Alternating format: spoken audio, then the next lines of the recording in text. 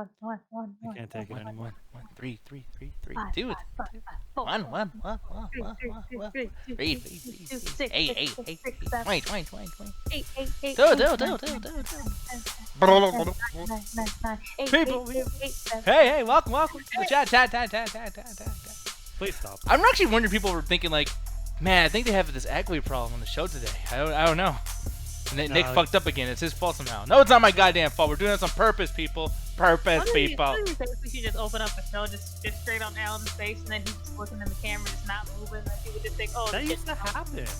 Like, Yeah. when we used to do the show, it used to happen, and Nick or Gaji used to say some stupid bullshit. So half the shows I would just start off face palming because they said some dumb shit in the intro. You do that often though. Like that's not really our fault. Like you like. It doing is your that. fault because I got to the point where I would just pre-face palm before the show even began and we started talking because I knew you guys would say some dumb shit. It is your fault. I'm Alan. Yeah, because you guys suck.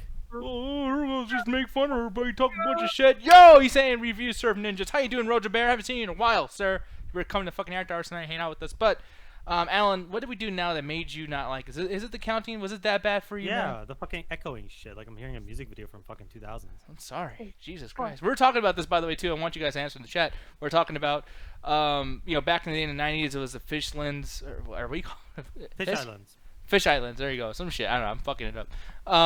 But like that was a big trend back then. 2000 was booties, even though like pretty much every fucking decade, every generation, booty is a big thing for music videos. I'm thinking like, okay, like maybe nowadays, like you mostly see this in ravios, but basically like they're in their own neighborhood and shit, and basically just kind of dancing around with their like friends and shit, all with their shirts off, like making like hand. It depends on what genre you want to be in, because if you're in like the fucking slow ass pop music like Charlie Puth or all that stuff, everyone wants to make a movie, so it's these sweeping landscapes and like people driving in cars and the wind blowing. If you're in the jokey pop, it's like it's always some party or some shit. Like it depends on what genre and what kind of song you're making. You'll start seeing the same kind of stuff. Like every Katy Perry music video, when she's trying to do the party music, is almost the same music video. Pretty much, yeah. I mean, and here's the thing too. Like, I'm not even like a big person who fucking hates Katy Perry a lot. I know people like they give her lots of fucking hate. But the thing is, though, I do like that some of her music videos were at least a little bit different. Like there was this one about, don't hate yourself because you're fat or ugly or whatever the fuck. And then they just start like jumping off of buildings and shooting fireworks and fucking all this crazy shit. I'm Well, like, Firework, the little song called Firework, yeah. oh, Yeah, really? Okay. Right. horrible. Fuck that. Yeah. I actually like The that song's It's terrible. catchy. No, the song's terrible, but Baby, you're a firework. but the music video though, like Jet. Yeah, it's okay. It's boring as fuck. So you don't think that there was something that was nice to be different about, like I mean, for a song that's about being different, like I thought they did a pretty good What are you job. talking about? This isn't a different music video. This is just a Simple Plan music video. I can't fucking remember which one it was. Oh god, I can't remember which fucking song it was. But this is just a Simple Plan music video with just a lighter tone. But I don't hate Rihanna's. I don't know if he's talking about me, or does one of us hate Fuck, Rihanna? okay, Rihanna can do no wrong except for Rude Boy and the song Work. I fucking hate that song.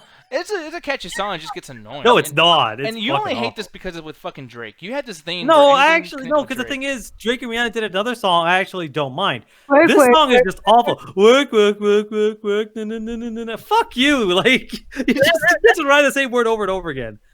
No, that's a club ass. Like both of those are club ass songs. Like those are ones you want There's to some get. boring ass clubs. I No, know. I bet. I girls fucking are hate Work, crazy at man. these clubs, just Not even for shaking Drake, their because ass. Drake's a bitch. Working song.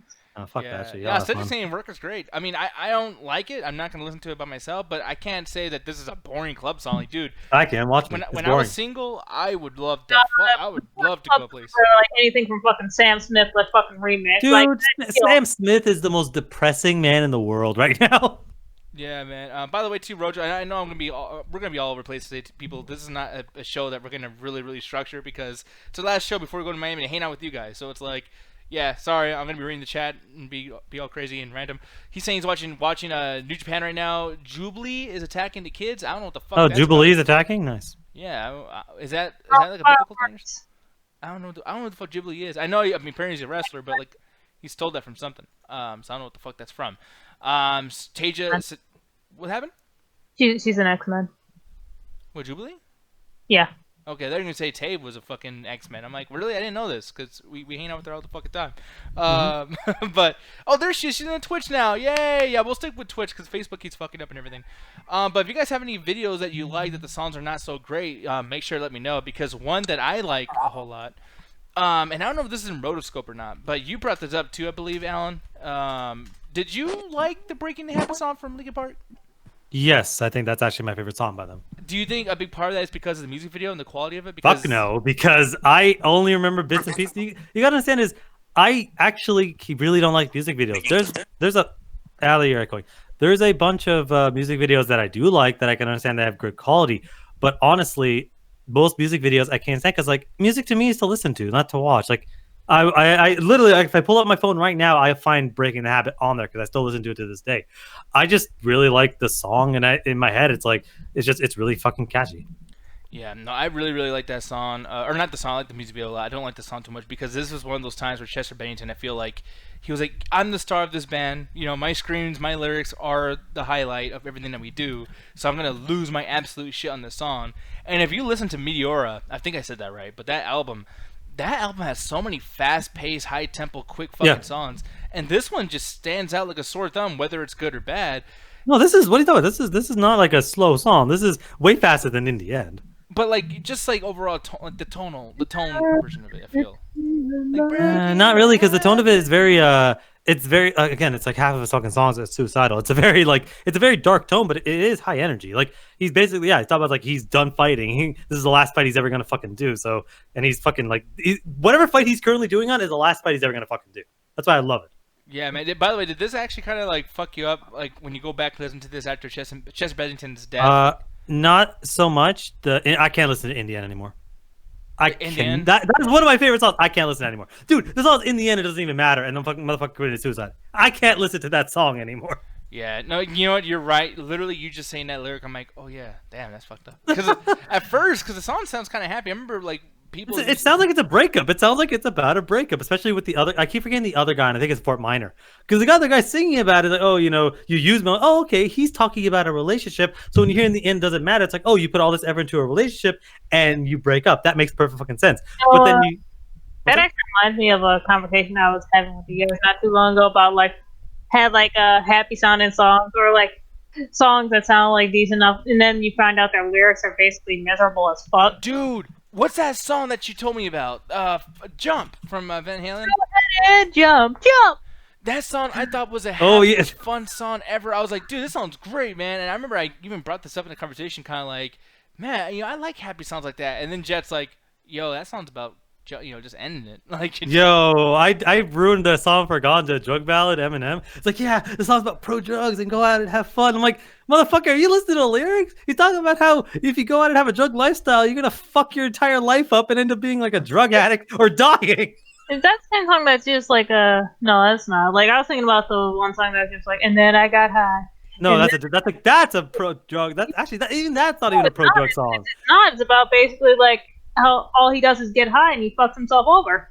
Yeah, but the other song about Eminem is Drug Bad. It's like he's talking about like, oh yeah, don't worry about spinal fluid. You can share it from a friend when you fuck up on ecstasy. You know, like what are you doing? It's like to think of this as a pro drug song. And like even this, like, because every time I try to tell them no, they won't never let me go. I'm gonna suck all I gotta say. These drugs really got a hold of me. It's like this is all negative shit. It's not like something that's going but on. But like you hear the beat and it's so upbeat. Because at first I was like, oh yeah, this is so it. Then I'm like, wait, let me see if that's the lyrics. Oh no, this is really bad. Yeah. Oh, it jumps about basically like the lyrics basically just say like go ahead and jump. So just like kind of building and like jumping off. It's basically about like go ahead and ending it all. Yeah, I actually didn't know that till you just said it right now. I remember that song. Parents back then, like in the 80s, or I think it was like the 82 to 85, whatever. Do you feel like parents back then were kind of like, hey, hold on, like you motherfuckers, because Marilyn Manson and Eminem, they got a lot of shit in the 90s, where it's like every song that they did that was big was something that was kind of like, now you're at fault for my son shooting up the fucking school. And I feel like in the 80s, maybe people were still high from the 70s and didn't really like react the way they probably should have to some of these songs. Oh no, they just didn't pay attention to the lyrics, because when you listen to a Manson or a fucking Eminem song, it's overt. There's no hiding it. This is why I like a Ganja. What the fuck are you on? There's no hiding it. It's like it's so overt in the lyrics and the tone. But that Van Halen song "Jump" is so catchy. I'm 90% sure they played it on like kids like movie commercials, because like It's like a Pumped Up Kicks. That Pumped Up Kicks song is about shooting up a school or some shit. I think people Jesus. got confused with that one because like the radio basically changed the lyrics to like Probably. all the other kids with the I pumped up kicks instead of round and I around hate that faster song. than my, and then they basically like blanked out what they said. So a lot of people didn't know they were saying gun in that part. Yeah, I didn't know that until someone had to explain it. So, Roger, just what's up? Oh no, I literally about to say the same thing. Back in the day, here's the thing: I used to get some attention from girls because I actually knew how to play the song "Lips of an Angel" from Hinder. And Hinder, it doesn't help that the guy's good looking and shit. So like, they did another song right before that called "Get Stoned." Everyone's like, "Oh my god, I'm gonna get stoned because he's hot," and the Adam's apple, and like, "Oh my god." Cousins. Yeah. Yeah. That lyric to this day, I still think is my cousin in the next room, Yeah. and I like that always threw me off. Like your cousin's in the next room. What the fuck? Yeah, like I'm gonna make out my cousin next room. No, but the thing is, I though, always thought they were saying my love's in the next room. I don't know what the lyric is. It's my girls in the next room. The yeah. motherfucker says "girl" like cuz. No, They're and talking the, about cheating on someone. yeah, and the thing is, everyone thought it was a love song, and it's like, dude, I remember I used to play that shit, and I knew because my friend Brian told me, like, yo, dude, that song, you know what that's about, right? I'm like, I don't know what the fuck he's saying. I just want to play the song. Man, it basically is like a hip hop song, but like rock instead. Like, hey girl, why you call me so late? Huh? Yeah, exactly. You don't trust me or something? But actually, you know.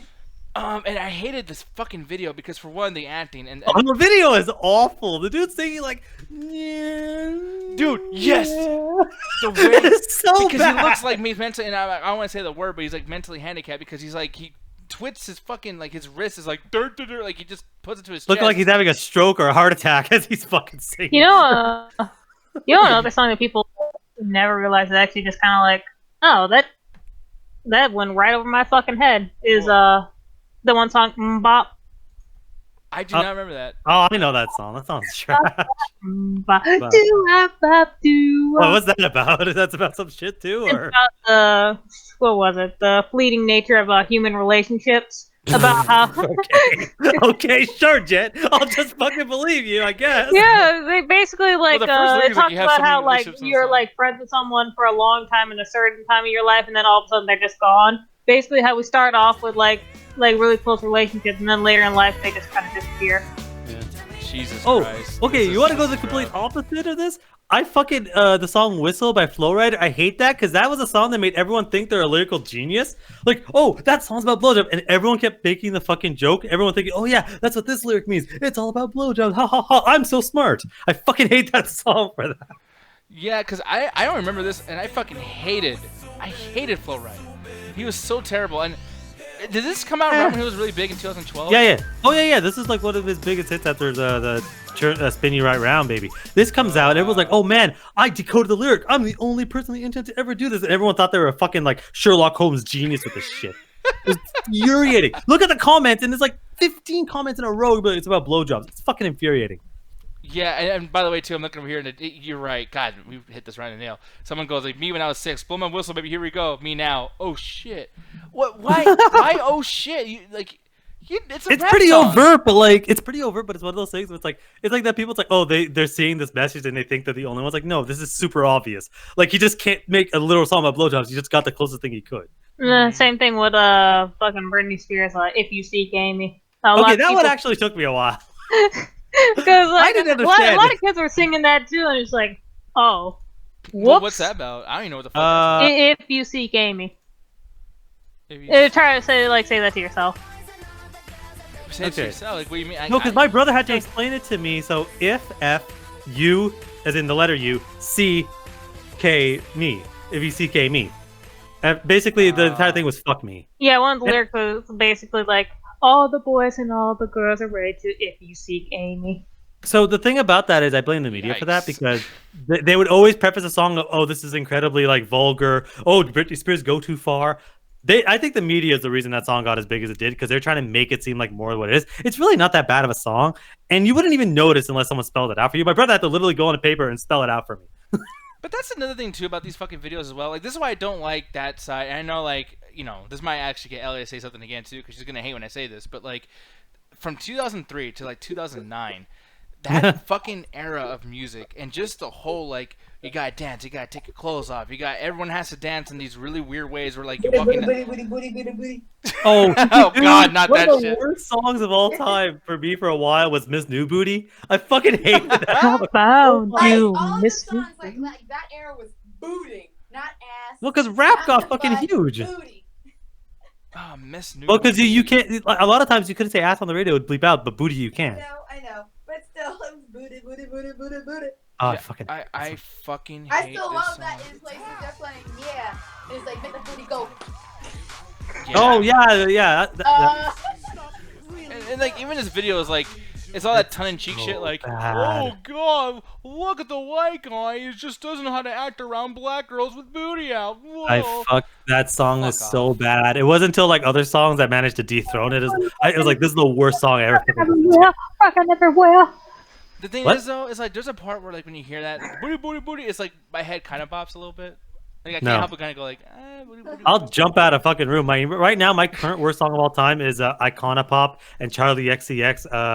Oh, what the fuck? Ganja always fucking plays it. And it pisses me. Oh, I Is love this the one? I don't care. yeah, that is Yeah. the song. Yeah, Oh, I fucking. God. That's I the worst love song it. of all time for me right now. Yeah, that sounds pretty fucking rough. God, but that Charlie artist XCX name- is currently, in my opinion, the worst singer out there. Like, I don't think anybody is worse than Charlie XCX. The thing is, you're the only person who's ever. I've never heard that. How does fucking nobody name. else think she's a terrible lyricist? Her songs are generic as fuck. She sounds terrible, even with her fucking autotune or whatever machines they're using. Like, Icona Pop is pretty bad, but I'd rather listen. I can listen to one Icona Pop song. I can't listen to any Charlie I XCX guess you could say song. she really doesn't care.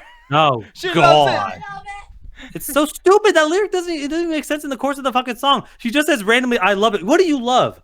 She's talking about, I crashed a car, I love it. What? Oh, well, because No, she don't because care. I don't care what I do. Like, I love doing this. Yeah. I that's- love causing vehicular wreckage on the side of the road. It makes sense. I just- No, it doesn't. I want to pay respects before we move on to the actual topic shit. I just want to pay respects to our boy Hender really quick. Just want to show this guy doing his fucking thing. Look at that. that arm he does. I gotta do that one more Bro, time. what the fuck is that? Like, it's shit like this I hate watching music videos for, because I actually did enjoy that song. It's like, this is kind of catchy song. And I see the video, I'm like, what the fuck am I like looking at? This dude's having a stroke on stage. It's something around that time because there's another song I'm about to show, or another music video. I'm just trying to link it up to the right point here. Have you ever heard of the band? And I know you like your female seniors. I do too. Yeah. Have you heard of Flyleaf? Flyleaf. Oh yeah, fuck yeah, I love Lacey Yeah, String. they're fucking great. Oh wow, you even know her name. That's awesome. Yeah, because I discovered Flyleaf after I discovered Lacey String, because it was just recommended to me, and I went back and just listened to some of the older songs. Yeah, but no, man, I thought she was cool and shit. She toured with Stone Sour and Korn and Deftones and everybody, and I was like, yeah, I'm going with everyone, yeah. yeah, like she was cool. And then I watched this video all around me, and please explain to me what the fuck this woman is doing here. I'm gonna actually show on the screen. She, okay, like that's normal, pretty much. But she Okay. starts singing and she's grabbing for air. It's like she's on. Dude, she's coke or weird something. as fuck, man. If you hear the song she goes into, it's like, what the fuck? Yeah, like what the? She's like in an invisible shampoo commercial. Yeah, I don't know what the fuck. Honestly, again, that's why I don't like watching music videos. Because, like again, some of my favorite fucking songs, the person's going super fast, and they're either rapping or singing super fast, and you go to the music video, and they're just stone faced. I'm like, I know that they don't sing. Actually, that's what broke me. When I was a kid, I was watching. I used to watch Much Music, which is just our version of MTV. And one of the singers was like, "Oh yeah, I don't sing. We don't sing during your music videos." I'm like, "What? You guys don't sing during your music videos?" I'm like, in my heart that made sense, but that just broke me. I'm like, so why am I watching this then? You're just gonna use the song anyway, so why the fuck am I going through the extra effort? Well, it goes down to something as simple as like, I mean, you know, with bands like Metallica does this and Korn does this, where they'll play the song and then they're like, okay, let's have a camera on each person and then splice that, and it'll make it easier for the video to come out faster, and then also make sense for what we're doing, because part of the reason why you want to watch a metal video is to learn how to do this shit. But when you're watching like a DJ, like a Bone Thugs thing, like I found this out recently too, and I love Bone Thugs. You know how much I love them. Yeah. But dude, they don't rap at their concerts. They Aw. play the song in the background and they go, yo, get up, yeah, get up. And the song plays on a CD. And I'm like, you Yeah. motherfuckers, you charge people for this shit? Like, The Well, thing is, that like, I don't like. I don't like if you pay your money to go to a concert and the artist isn't singing live. Like, what's the point? yeah. Like, I get lip singing in a music video, like there's Which a is lot of other it makes factors. sense. Yeah. But like if people are paying to go to a concert to see you in person, like you need to be actually singing or performing live. Like, and there's examples that you can actually get away with. Like, for instance, this is something I will defend like a motherfucker from this particular year, 2018, and they did the Coachella. Beyonce was like the big thing about it, and like she is performing. There's 50 fucking people performing behind her. It's a whole. It's like a circus. You know what I mean? But guess what? She's singing live. She's singing, yeah. She trained specifically to be able to do that. Like, it's like almost killed her too. Yeah, and it's amazing. But then let's just say that she wasn't singing. Still, you're getting a performance. You're getting fireworks. You're getting lights. You're getting you're getting everything. And it's like, that's how you do a fucking concert right there. Is what Beyonce did. And it's like, I see people that don't do that, and it's so, like, Ruthless talked about this in the After Hours. Who was it that there was a video we watched last week, and it was with Kanye West and somebody else. You remember this? Oh, Jay-Z. Jay-Z. Okay, they did this thing where like the light show was really really cool that they're having, and even if I mean like I liked how they were actually rapping at the concert, but the effects they put into it, it's cool. It's like a different experience that you won't get anywhere else. Oh yeah, but and then honestly, somebody like Travis Scott, he don't do shit. He's just he auto-tuned this fucking shit off. But the thing is, like, I'll honestly judge a lot of times. I will judge a artist based on how they sound live. Because like the reason I stopped listening to Black Eyed Peas is not I didn't go to a concert, but I saw on YouTube a live version of them singing. I'm like, oh my god, you guys are terrible, which means it's all fake. So I stopped listening to Black Eyed Peas at that point. Where some of my favorite artists, there are some songs I actually prefer live than the actual studio version. One of my favorite Eminem songs is it's just called Marshall Mathers. The album version is actually quite terrible because it's very slow and he's almost talking through. But then when he does the live version, it's way faster because he's just doing his normal shit. I'm like, this is a way better version than the album, which like that threw me the fuck off. Yeah, it's very rare that happens, but when it does, it's like that's where the real talent comes through. But yeah, like I love live performances. Like the atmosphere. I can go to country. I don't give a fuck. I love the feeling of people vibing with each other at music that's being played in front of them. It's such a fucking amazing experience that literally you can't get just from music. Just listen to it on your fucking headphones. You know, so yeah, one of these days, you know, we will take a trip and actually see fucking Beyonce probably, and finally see Jet. If I see Beyonce or Mariah Carey live, I might cry. Yeah, because of how much money the tickets cost. So Jet, you'll cry, but yeah, you'll make fun of me for crying at Korn. Oh, you cried at Korn? Oh fuck! You know this shit. What the fuck? I think I cried at pretty much every concert I've been to, which I guess. SZA. That Cedric talking about. I actually really don't like her music. I feel like she just makes sad side hole music, and it gets on my nerves. Wait, who are you talking about? SZA. I don't know. Did they do something with The Weeknd? Or like, no, she's the one that was on that one song on Black Panther, that one Black Panther song. All the scars are closer, all the scars are closer. Oh, yeah, I think I know what you're talking about. Yeah, she's that part. Yeah, she makes a lot of sad side hole music. I think she's super pretty though, but just like stop whining. I like that song. I don't know what she's saying. Like she'll just be like, yeah, I hate when they go with that extra stuff. But like, I'm like, what are you saying, girl? Nothing. Saying nothing. Go listen to Megan Thee Stallion. She's way better. But I with Allie, you know, the verbal acrobatics, like, yeah, okay, I can't stand that. But I do like a softer, like a person that you brought up that you don't really like too much, and we tried to say like a month ago. What's that white girl? I know me and Alan vied with her big time. Fucking Taylor Swift? No, she's just don't like say you like Taylor Swift. There's a lot of people who you're talking about. Like, what's up? Oh, she starts with an H. God damn it. Oh, why is it bothering me? Halsey? Hazley. That's Halsey. Or Halsey, yeah, whatever. Yeah, she's great. The first song she released without me and Nightmare almost make up for how bad that second album is. Okay, see, Jet does not like that song without me, man. That song without me is great. That sounds Which amazing. Which song is that? You gotta remind me. How you never live without me. Lady in the body wasn't a good movie. I don't know what the fuck without me. I like Without Me, and that first album is really, really good. You guys want a good song by her? Look up Haunting. Haunting is my favorite song by her. You can without me. Every time I hear that song, like I was in a lift like last weekend, and that song was playing, and I didn't even hear her voice. I just heard Jet. I know.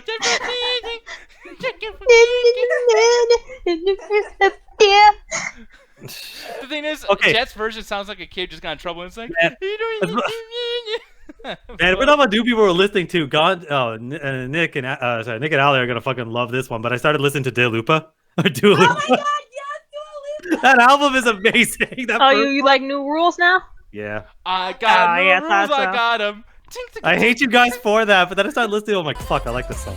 Like that song's a bop. Yeah, but I hated them for it because they would sing it nonstop for like I a love week. Dua Lipa. She's amazing. I like download. Though all "Be the One" is her music favorite. singles. "Be the One" is her best song. The thing is, though, the new rules I song do just like reminds me of Dua. Sephora. It just reminds me of like just being The around embodiment of It's expensive a shit. Sephora song, but it's a great Sephora song. No, Also, because I like that song she did for what do you call it, Lita Battle Angel. No, that song was awful. Actually, Swan Songs is terrible. No, it's fun. That song is fucking awful.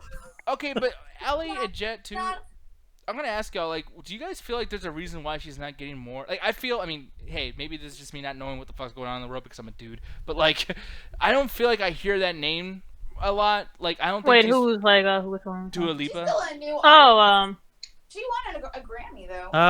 The she reason, did? Okay. the only thing I can think of is because of the fact that Taylor Swift and Katy Perry are still dominating the scene. That's why Halsey and Dua Lipa almost put them on the same page. Of they're very interesting, very kind of different pop icons, but they're just being overshadowed because they're not as popular as Ariana I Grande. have to listen to Dua before I listen to fucking Halsey.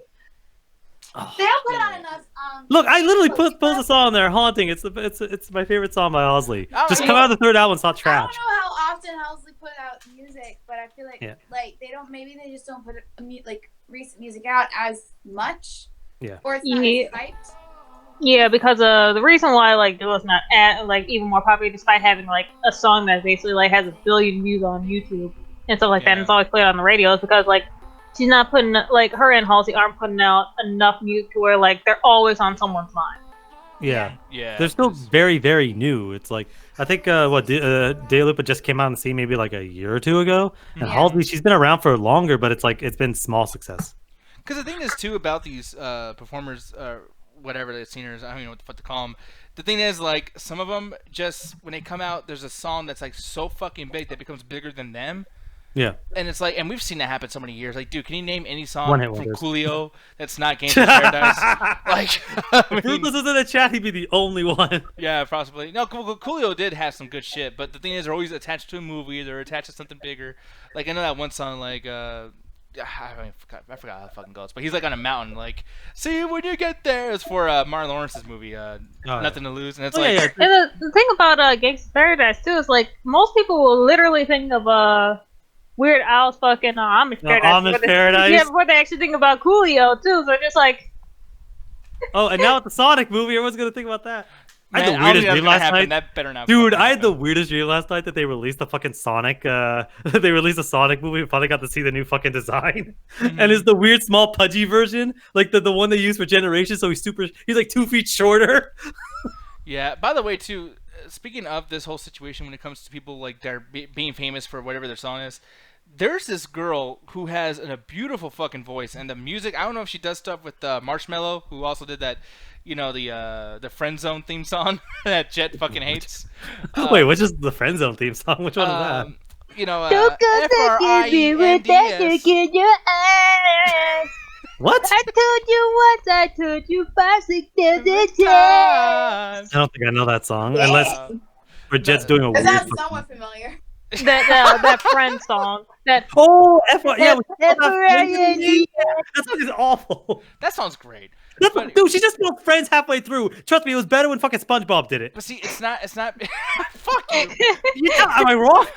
But the thing is, though, is like it's not because of her singing. Because fuck singing sometimes. Singing, like even my favorite band, Korn, is like, terrible. But like the background, the music part, Oh that my song God, is the it's- shit. That doesn't fucking matter. There's instrumentals for that. I'm listening to a fucking song. I want to hear someone singing. Sometimes, okay, with Halsey, she has a good voice, but the background. Is Halsey, essentially- get her name right. she's not worth it. Yes, the fuck it is.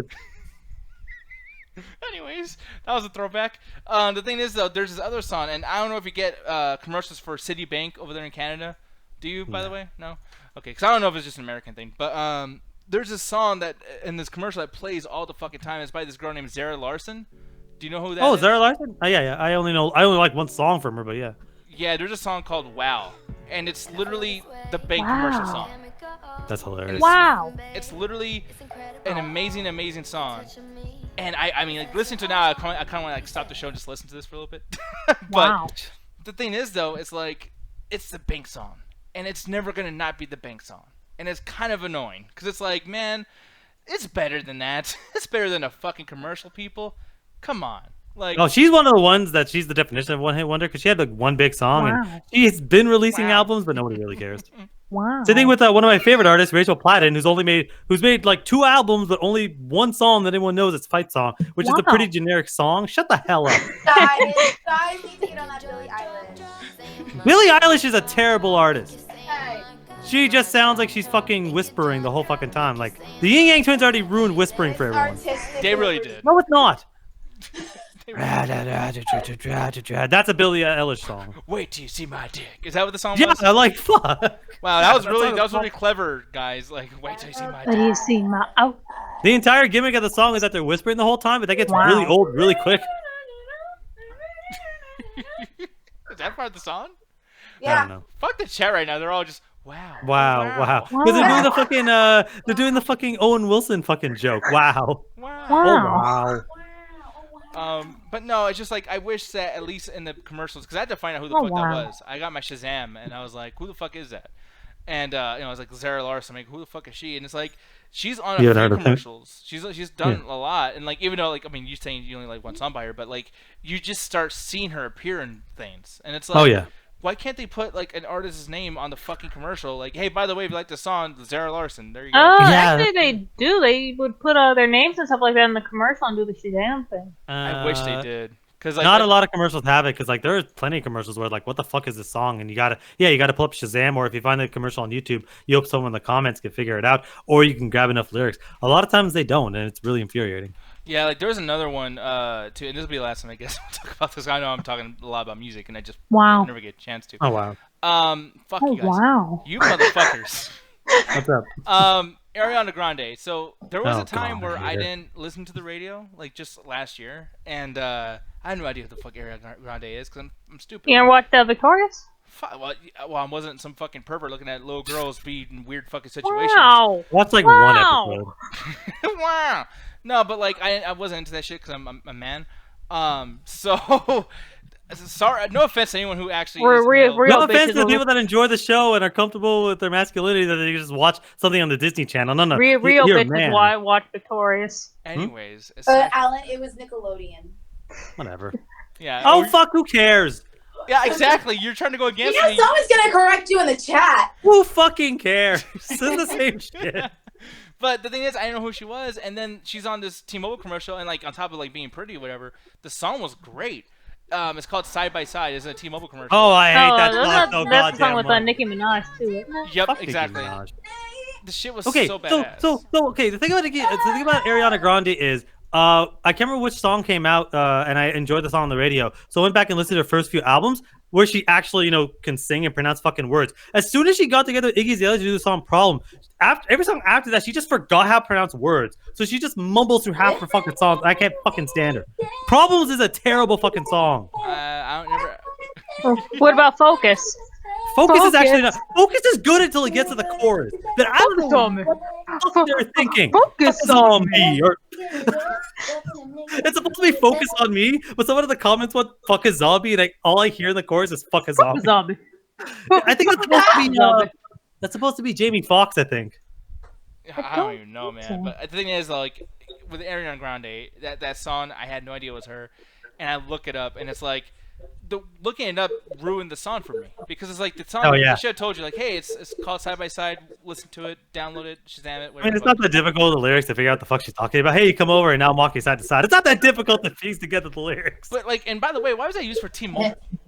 I don't fucking. Yeah. Yeah, I don't understand. Yeah, No, like it- the Like cellular when signal's so good like that when your pussy's people, gonna like- hurt. Like, Like when people use "I Feel It Coming" from The Weeknd, I'm like, bruh. oh yeah, you're right. That's another one. Or even like some people are starting to look at that fucking Old Town Road song in a different light because the guy's gay, and they're like, I like Okay, to ride so he my came out and said it's just about horses. It's Yeah. straight up just about horses. Yeah, but people have to like fuck things up. It's like, dude, now I can't listen to that song and say this is a good song. It's like, he might be talking about riding that penis.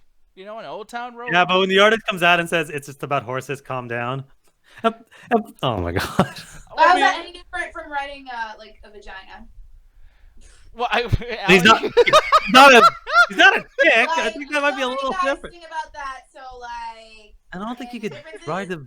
I don't think you can ride a vagina. I mean, my You know balls what would I hurt I mean, if really you're another bad. girl, maybe, but I don't think A lot dudes of could guys do sing that. about like fucking a girl, so like. Who He's a- cares? Allie, Yeah. what? I No, just said a bunch of words. I know Who what she cares and means. leave? I know what she means. Yeah, no, Do it's you? like, oh yeah, because you're writing a girl. It's like, you just gotta change the meaning a little bit. What? Like, No, you know, that's not how it works. I don't care. Y'all You know just what I meant. no, Allie. No. I mean, let me ask you this: when a girl writes you, is she really writing you, or is she just bouncing up Yes. and down?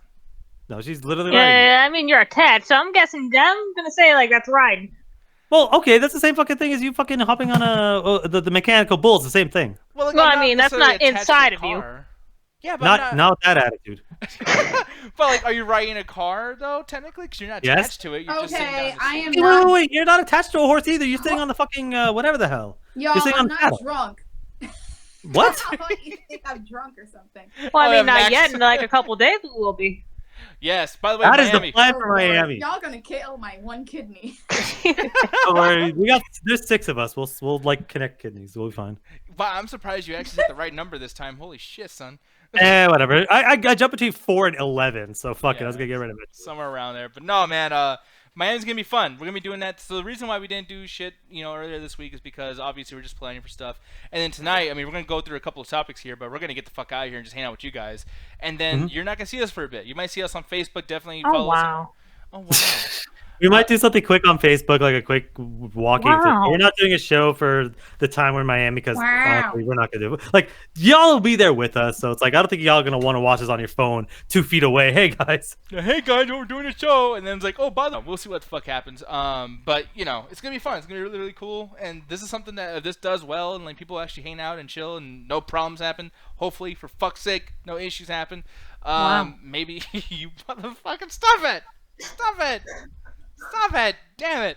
Well, I'm just referencing the song you brought up some time ago. It's a good Yeah, song. like 15 minutes ago. Did you even listen Yeah. to it? You gotta listen to that song. It's really good. Wow. No. Zara Larson. That's such an awful last name. That's such an Zara unattractive name. Larson.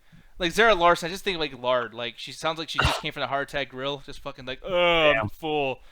I'm Larson. Oh man, that's what I want to do, Miami. I want to eat some shit that it's like someone just made in that one restaurant, that one part of the city. Like I don't want to eat like a regular thing. I just 'cause want to eat some shit. Gary, Literally. Gary, I know you're saying, you, I'm sure you didn't enjoy it. Pickles on it. mm, Pickles are a top tier. No, Are they're not. not They're the pickles. worst things in the world. Pickles Oh will ruin hell a no! burger. Pickles are amazing. Pickles are Don't awful. do- Pickles will ruin my day. I specifically said, on a burger, on a oh, the worst thing in the world. I went to a fucking place to get a thing, and I bit into the burger. I'm like, oh my god, and that ruined my whole day. Yo, you like Chick-fil-A? No, I only had it once in a random airport and had pickles. Allie. In it. Who puts pickles on a chicken burger? we need to do that fucking Pickles Chick-fil-A on a versus chicken Popeyes burger, thing. not It's a chicken terrible burger. idea. Who puts Sandwich. A Who chicken puts pickles on a sandwich chicken burger? and pickles on a chicken No, sandwich you put burger. lettuce and mayonnaise. Ew, man. Yes. Oh my Mayonnaise- God. Wow, Alan just showed his white card hard. Oh, don't fucking do Pickles that. People mayonnaise on chicken burgers all the so time. good. What are you talking What do you think? What do you think they about? fucking put in a cup sandwich? Cheese and some tomatoes and lettuce. Oh, don't fucking add mayonnaise to me. Half y'all eat Burger King. They smother their burgers with mayonnaise. Yeah, you say no mayo. I don't eat Burger King because fuck that place. Well, you eat McDonald's, the ones that are backing Trump. What you gotta Nope. say, Alan? I don't eat McDonald's. I fucking think they suck. Dang. What do you eat? Wendy's. There They you go. also back Trump. Well, okay, half the fast food industry back Trump. At least I Now enjoy Burger Wendy's. King, yeah. Fuck Oh, Burger I'll King. take They that. don't Fuck support Burger anybody King. eating burger stuff. Burger King can't even do fucking damn French fries. They right. can't do their things right. Just like how IHOP fucks up pancakes for some fucking reason. Wait, Man, the official House of Pancakes fucks up pancakes? Yo, I can get behind that. I mean, I haven't had a pancake from them in a long time because last time I ate a pancake there, it was so rubbery textured that I threw a bunch of stuff back up. So Wow. I've not tried a pancake since that day, which has been probably over a decade. Holy But- shit. French But I'm willing to do it now. I'm not trying it now. Hello. I wouldn't mind having some I thought pancakes. that's what you were going for. Y'all, it was waffle day today, and I did not have a waffle. I am so mad. I have officially grown out of waffles, and I think French toast is the superior breakfast. French toast is very good. I will agree with that. It goes French toast, and then one step below is waffles, and then one step below is pancakes. Yep. All I know is that it's time to get to our whole base of why we're here, which is some trailers, some good Wow. shit. Wow. By the way, I'm gonna lower down my fucking YouTube here because I know people heard helicopter. Pickles suck. Now let's move on. Pickles Well, do not what kind of suck. pickles are you eating? Are you Well, eating like whatever like the fuck spicy they put pickles, on sour burgers. pickles? I don't sit there and ask for the brand of pickles. I specifically say don't put pickles on my You know, I fucking think burger. you might be eating bread and butter pickles, Alan. I don't That's why you feel fucking that know. way. I used to love pickles as a kid, and then I just grew out of it because they suck. Oh my god. Mayo When does JP not says suck. mayo sucks. When JP What's says that? something sucks, that's the official stamp of suckage. What? No, okay, mayo sucks in a large amount, but if you fucking have you ever had a club sandwich? Club sandwich has mayonnaise and mustard on it. It works out. See, now this is where you fucked up. Is you asked me if I had a club sandwich. I haven't had. Not you. I meant the general audience. You're asking anything but goldfish and potatoes. Don't tell people about what goes up my ass. God damn it. Sure. He's just like, what? Fuck it. You mean mashed potatoes? No, God. Oh, I can't no. eat. Because of My you, I can't eat favorite. mashed potatoes anymore. Honestly, that's like me. I can't do ketchup with like anything besides fries anymore because there's something really disgusting I saw on fucking Adult Swim years ago that almost made me throw up. What was it? I'm curious. Like the thing is, whenever I talk, like I've only heard of like one other person actually seen this on Adult Swim. What happened? You know, Adult Swim does those weird ass fucking Like Those, Smuckers? yeah, bumpers and shit. Mhm. They had one late at night where they had this one dude have a hot dog. He has a whole bunch of fucking ketchup on it. Eats it, and then the ketchup literally like dripping down the side of his fucking Oh, mouth and shit. Oh, yeah, I get you.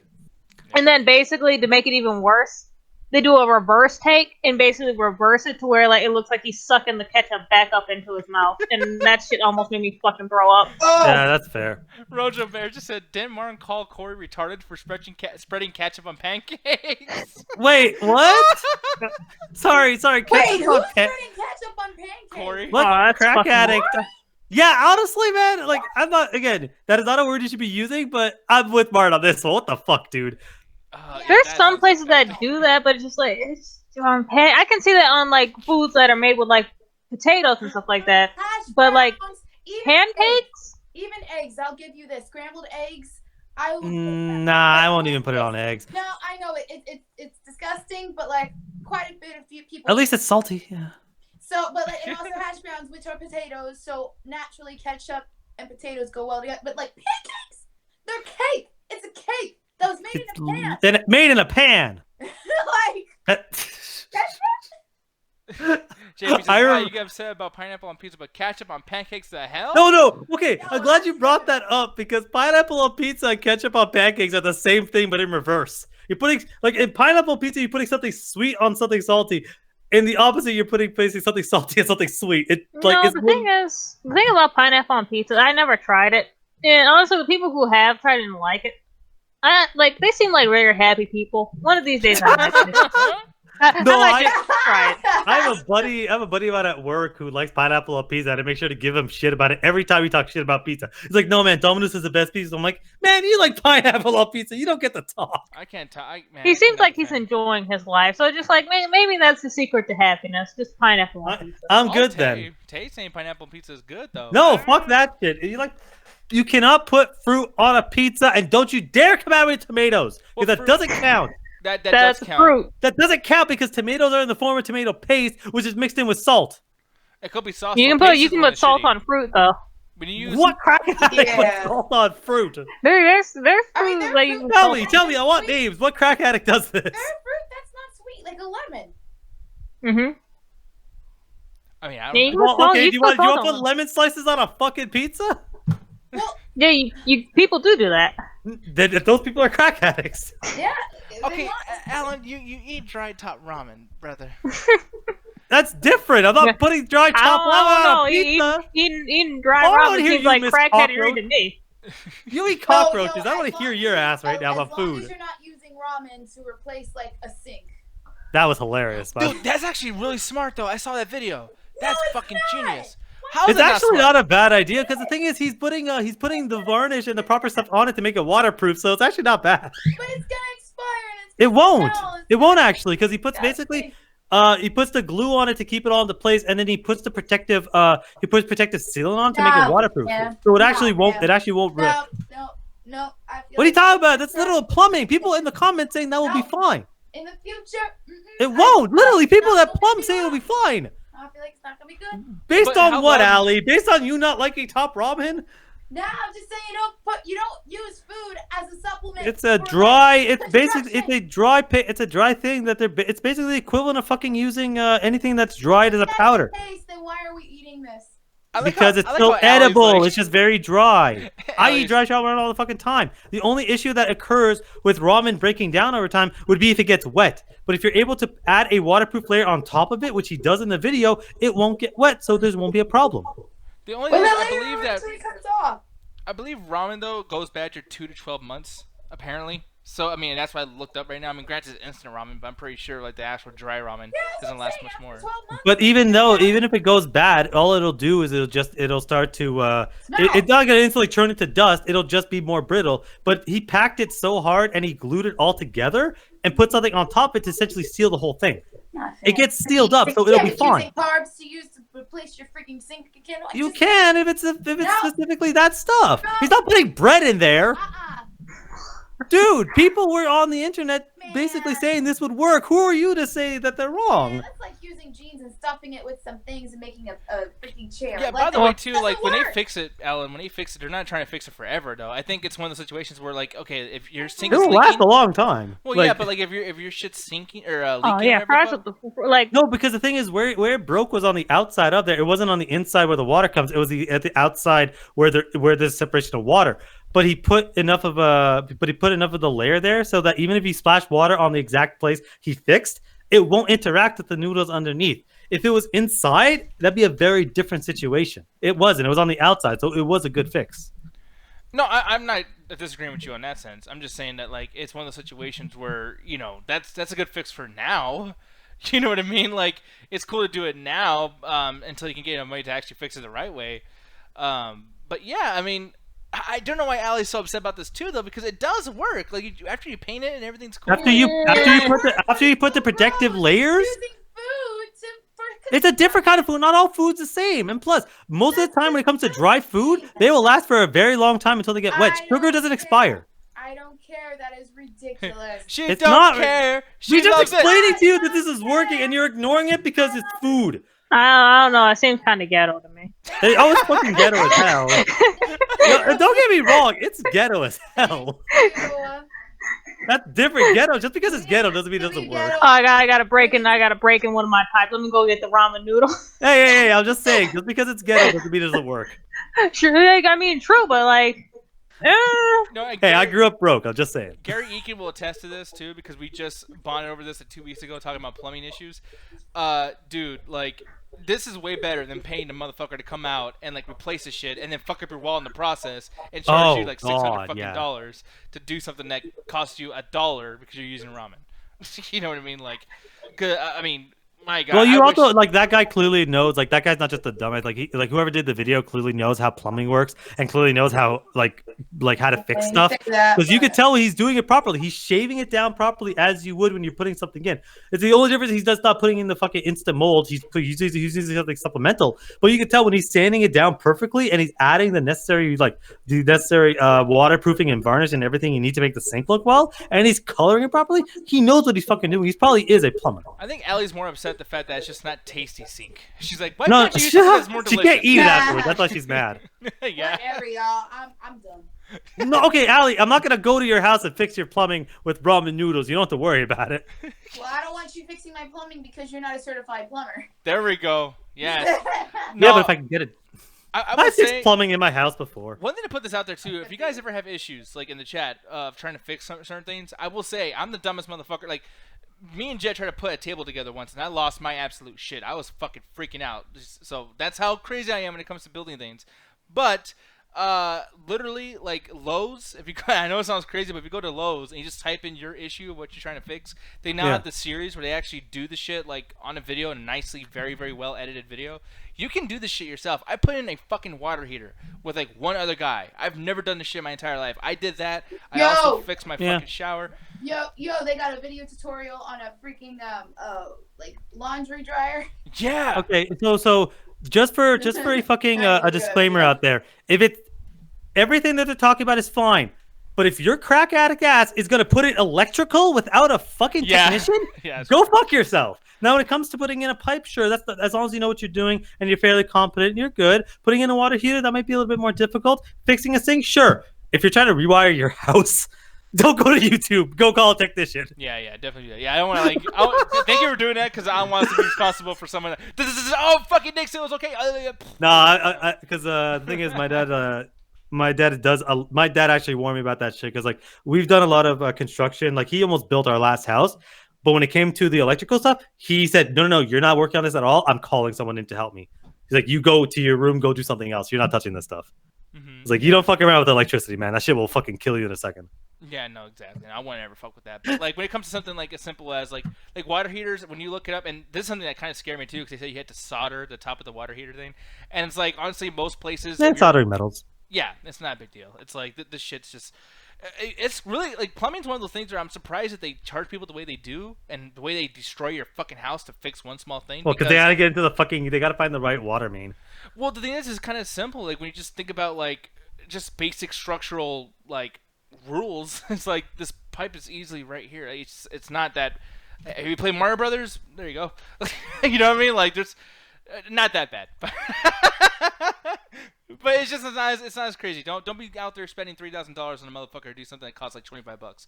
Like let's shop around, and it's like there are situations like for the most part you can tell it's just we're in a situation right now people don't want to do or learn any services, so it's like they'll pay. That's why honestly go into a service job if you want a steady career. Exactly. Yeah, that's something that people should probably do is go do like.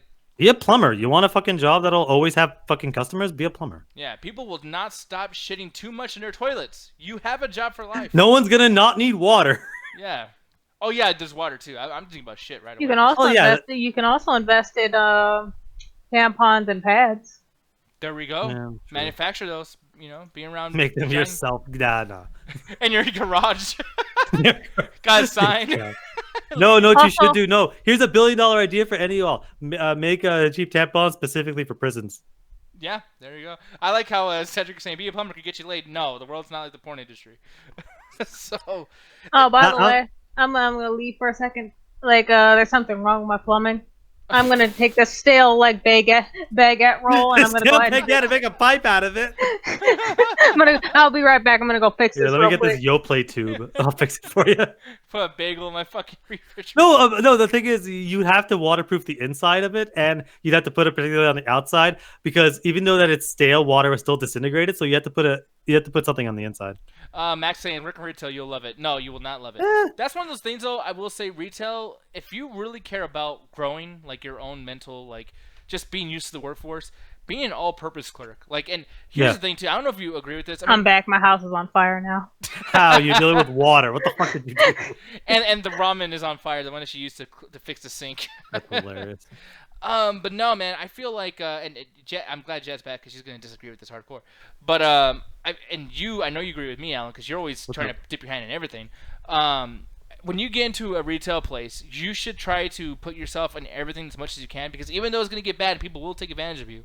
I feel like it's one of those things, though, if you really want to, like, learn the workforce world, just try to do a little bit of everything, because most of my, like, just knowledge in life and just how work works, it was just because I was an all-purpose clerk. I did the bathrooms, I was janitorial shit, I did deli, which it sounds disgusting to say that right after the plumbing, but I knew just about everything. I even know how to take apart a wood baler. It's one of those things that crushes the fucking cardboard and everything. And I know that. Yeah. I mean, apparently they hire people, like big stores like that. They actually hire people to do that. It takes 10 minutes. And they paid him like $400. I learned how to do that shit to help the store. It's not a big deal. It's like shit like that, man. Like Max might be making a joke here, but seriously, guys, like retail, that's like the best place to mine for fucking knowledge. about Oh, how yeah. this world works. You know. I've been working retail for the better part of 15 years, and it's like I've had my issues, but nothing has taught me how to speak to people, make sure that I don't accidentally swear in a professional sense. Uh, like, because one of those things where it's like, yeah, I cuss like a motherfucker. Like, if you did a cuss count about it, it'd be 100 plus. If you ever see me at work, not a single one, because I've worked in retail so long, I know how to carry on a casual, fun conversation, but also know how to deal with people without swearing, knowing how to deal with a lot of workload, knowing how to manage my time. All of that shit I learned through how to just be polite to people that are also doing their fucking jobs on the phone. It's like learning all that stuff. And yeah, like Nick says, like when it comes to I live my life by that shit, because anytime someone needs help with anything, I'm the first person there, because even if I don't know how to do it, I'm willing to help. So it's like, even if they got to spend 5 minutes showing me, I'm then helping them out by reducing their stress, which means I'm the first person to call because, hey, this person knows what he's doing. He's willing to help anyway. He's reliable. Being reliable is better than being good. Exactly. Yeah. Like absolutely. those, like retail wouldn't be so bad if it legit wasn't for most of the people having attitudes with you and shit Yeah. like that. Jet, Oh my that's literally what God. Randall from Clerk said. This job would be great Oh, if it he's wasn't for right. the fucking people. Oh, no, That's 100%. basically it. Like, yeah, I love who I work with. I actually find this job fun. But man, if this job didn't teach me to hold back from smacking the fucking tooth out of someone's fucking mouth, Yeah. like, my God, like you have to keep sometimes I'll apologize to you for being an inconvenience. They're just like, you're not who I'm talking about. You're fine. You're not bothering me. It's that motherfucker over there getting ready to yell at Oh. me for something I cannot control because I don't make the prices. I don't make Man. the prices on this shit. I did not break your thing to which you're trying to bring it back and you forgot your fucking receipt. That's not my fault. That's your fault. Yo, I had that happen to me the other fucking day. I was at work, the price came up, and the guy gave me a bunch of change and a nickel, specifically a nickel. And I punched it in, he goes, why didn't you give me the right change? I'm like, I punched in exactly. He's like, I gave you a quarter. No, you gave me a nickel.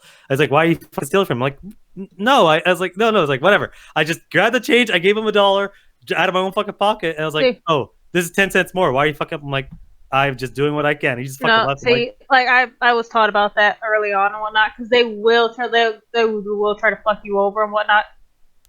Like always, make sure to count the money before you put it in. Make sure they see you counting the fucking money and shit before you literally put it in. Because I literally said, oh, hey, I literally count the coins. I was like, oh, toonie nickel, like out yeah, loud. make sure too. he literally sees that nickel. Like if he says something about it, like count it out over and over. Make sure he knows that is a fucking nickel. It's the same thing with also like dollars too. Put the dollar to the side, type it in, tell them, oh, out of this much, because they will try anything to fuck you over, and they will get you in so much. And Oh, also know yeah. the tools that you have that still like your job like description is also a tool you can use. Like for instance, like, oh, you disagree with that, sir? I'm sorry that you don't like that. Customer service is right there. And it's like now you put that in their shit. You know what I mean? And I will literally not put any of the dollars that they give me into the cash register, and like until after like I'm done giving them back their fucking change. So then they pull that whole shit like, I gave you a 20. No, you didn't. Yeah. Look at this right But here. What does that say? It's weird because because the movies and all that stuff make retail seem way worse than it is. It has its problems, but I still haven't. Like some of my favorite stories are just working in retail, just seeing people doing stupid shit, or just having fun with the people around you. It's like I think everyone should honestly. I think everyone should have a retail job for at least a couple of years, 2-3 years. You can tell the people who never work retail. You Oh, can 100%. always fucking tell. But let me ask you this, Jet. Can you attest to the same thing as far as what we're saying in a positive light about working retail? Like, do you see how it can be positively? Yeah, like there's a whole bunch of benefits to working retail. Like, yeah, you do basically like learn to talk to people. It easy, like if you have social anxiety, it literally helps you out with that. You can ease into like other jobs that basically have you like always speaking to other people and whatnot because like cleaning, working with money, like there's a whole bunch of advantages. It's literally just people treating you like shit. Yeah. Exactly. A buddy of mine was like, because she's pissed off because he's been working retail as long as I have, and sometimes customers like, oh, she'll be like, hey, have a nice day, and they won't say anything, or she'll be polite, and it pisses her off when people aren't like as polite. And she's like, yeah, people like as soon as you're 18, you should work retail for like at least 2 fucking years because retail is like a lot of service jobs are looked down upon because they're looked at as lesser. It's like, oh, this isn't as important as fucking being like in a higher position. So it's like they get treated like shit. Like, and it's like people, especially the older generation. I hate how millennials are entitled. No, boomers are fucking entitled. They expect you to like work like on your fucking hands and knees for them. Like, nah, fuck that shit. I got other things to do. No, exactly. Yeah. So I mean, I don't know. Like I said, I mean, I know Max was probably making a joke with her, but at the same time, Max, like, I know it might get hard sometimes too, but never quit that shit, man. Like, just do that shit. Kirk saying I'm late, but let me say Ellen and Nick are wrong. I'm just like, what? What the fuck are we wrong about now?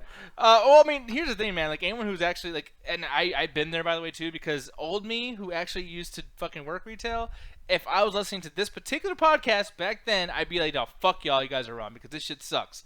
But you don't know until it's gone that you're like, you know what, that it's important. I was Yeah, gonna because say, I think about my old job all the time because I really did enjoy like all the stuff I was gonna do, and like I have a desk job now. It's just like I do miss the like complete running around that I did. And I was literally always busy. Yeah, and the But day it's goes just by like- faster, you know. Yeah, and just like, but I don't miss people getting ready to scream at me for something I can't do, or basically they got something to explain to them. Like, don't miss that. hey, after 2 jobs of retail, I still enjoy like fucking retail. Like what? 2 years ago, 3 years ago here, and I was like, yeah, sometimes I do miss my old job because. Let's just say it was pretty lax that I could just watch movies all the fucking time or do my homework or whatever. Yeah. Sure, I didn't get paid as much as I do now, but like I was so stress free. I honestly didn't have to deal with that many problems. But like, yeah, it was just a family business, so I was stuck at that one position. Whereas like now, it's like, yeah, I get paid more, but I deal with so much more stress, including a boss that I'm pretty sure doesn't like me.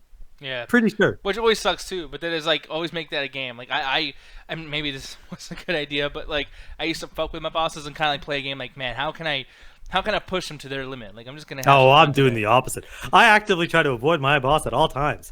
Like, okay, she's working at this part of the store. I'm gonna work at the other part of the store. A good thing I like to do too, and I'm kind of a glutton for confrontation. I really actually enjoy confrontation a little too much.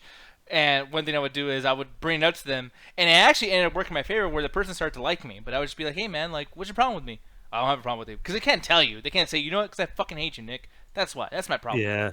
You know, they can't do that. So it's like you just keep doing that, and they'll start kind of seeing, like, you know what, man? Like, I enjoy the balls of this guy to even fucking come up to me and ask me that question. Yeah.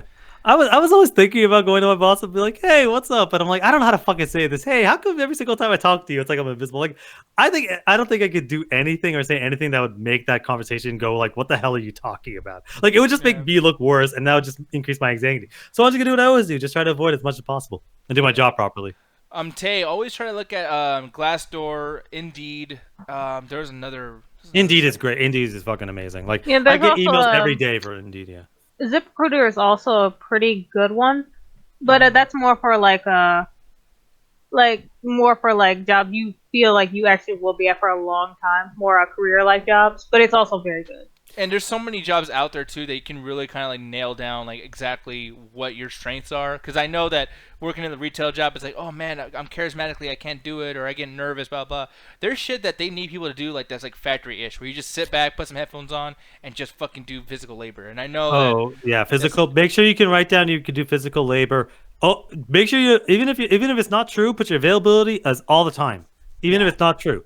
Because as soon as they hire you, they'll ask you for your availability. Just put it all straight up, and then when you get the actual job, like a week and 2 and later, say, "Oh, I can't work this day." Just say 100% because that's what I did. Yeah. And also, don't ever get a restaurant or a fast food job ever. Don't ever go for those jobs. Those jobs are all terrible. Fast food will make you never want to eat food again, and restaurant entirely relies you on getting tips. So fuck both those jobs. Yeah, unless you're working at a restaurant job where you're actually getting paid a very, very good amount, and with tips. Usually it's not worth it because you get treated like shit. Yeah, and you have to work so hard to get the tips, and it's like they reduce your fucking pay because they expect you to make it up with tips, which I'm calling it as it is. It's fucking slavery. Like, fuck the restaurant industry. I'd basically say the same thing. Like, don't work there if you're not getting like at least really decent tips from like people all the time, or basically you're getting a good paycheck. Otherwise, like, yeah, you're gonna get fucked over. Yeah, minimum wage. Keep in mind too that your competition is entry level when it comes to a fast food place. Because I actually disagree. I don't think any job's too bad to get. But to Alan's point though, they don't give a fuck about how you feel. That's why it's almost like slavery. Because guess what? There's another fresh person coming out of fucking middle school that wants to get their first job. They can replace you in a fucking minute because they're hungry. So you don't like this shit. You don't like starving and dying in this fucking heat filled fucking room. Bye. Yeah. Exactly. It's like when fucking McDonald's is getting paid on like an average employee gets paid more than an average restaurant employee. Fuck the fast food industry and fuck the restaurant industry. Yeah. Like, I'll never I remember when situation where it's like I had to find a job. I made sure to fucking ignore every single fucking like food place. McDonald's, yeah. Oh my god. You know what? Wendy's I can see, like, you probably do Wendy's. Wendy's isn't as bad as fucking McDonald's because people love acting out at fucking McDonald's. They love acting super ghetto at fucking McDonald's and shit. Next thing you know, It's you're on the cheapest place still. you're on some fucking viral YouTube video because someone dragged your ass through the fucking A Roadstar. the fucking drive-through window and shit. Like, Exactly. couldn't be me. So here's the thing. We'll finally get into what we actually usually do, and some trailers. Some trailers here. And man, my boy Rambo is back. I'm loving this, man. The only thing is, I don't like the idea of these trailers showing old school clips. I think that's kind of fucking odd. And to be honest, man, this movie has a very B-movie-ish feel, and I think Ganja brought that up before. Yeah. And I defended it, but now I cannot. I cannot defend it now. This looks like some straight-to-DVD shit now. Just the way it's being filmed. It's weird because like you saw it's so weird that they're doing this, especially after Rambo 4, because Rambo 4, like, basically the whole point is that he can never go home after Rambo 3, and they made it like a lot darker. But then the end of Rambo 4, where he eventually realizes, hey, I can't be in this place anymore, look what's become, and he goes back home. That's a definitive end to the character. This feels like a fucking third sequel to The Marine that no one's ever fucking heard of. Yeah. No, And you're like, why is it still happening? But like them showing old school shots means they're trying to like show that it's like as much as he's left, it still would be a part of him. Because you see, he's doing a lot of Viet Cong fucking like traps and shit. So it's like he's basically like, yeah, it never left him. So let's see what kind of happens. I hope it's a good movie because I love except for Rambo 3, I do like most of the Rambo movies. Yeah, and I mean, here's the thing too. Like, I like them all too. I mean, even if like the second one's probably kind of shitty, even the third one's a little cheesy, but at the same time, The third one's awful. They just know how to have things happen on screen. And when it got to Rambo 4, I guess just regularly called Rambo, it really took everything I expected and just said, no, fuck it. Like, we're putting the volume way up. It's going to be louder. It's going to be more explosive. Dude, bloodier. It is so violent, Rambo 4. It makes Rambo 3 look like a PG-13 movie. Exactly. And the thing is like, okay, cool. So obviously we're on an incline with the extremeness and the intensity. And then we get this, and I'm like, my God, dude, like, you're fucking Sylvester Stallone. Like, you got the money, and you did Expendables, and even though it's not as bloody as a Rambo, but you still had good shit going on here. And this looks so mute.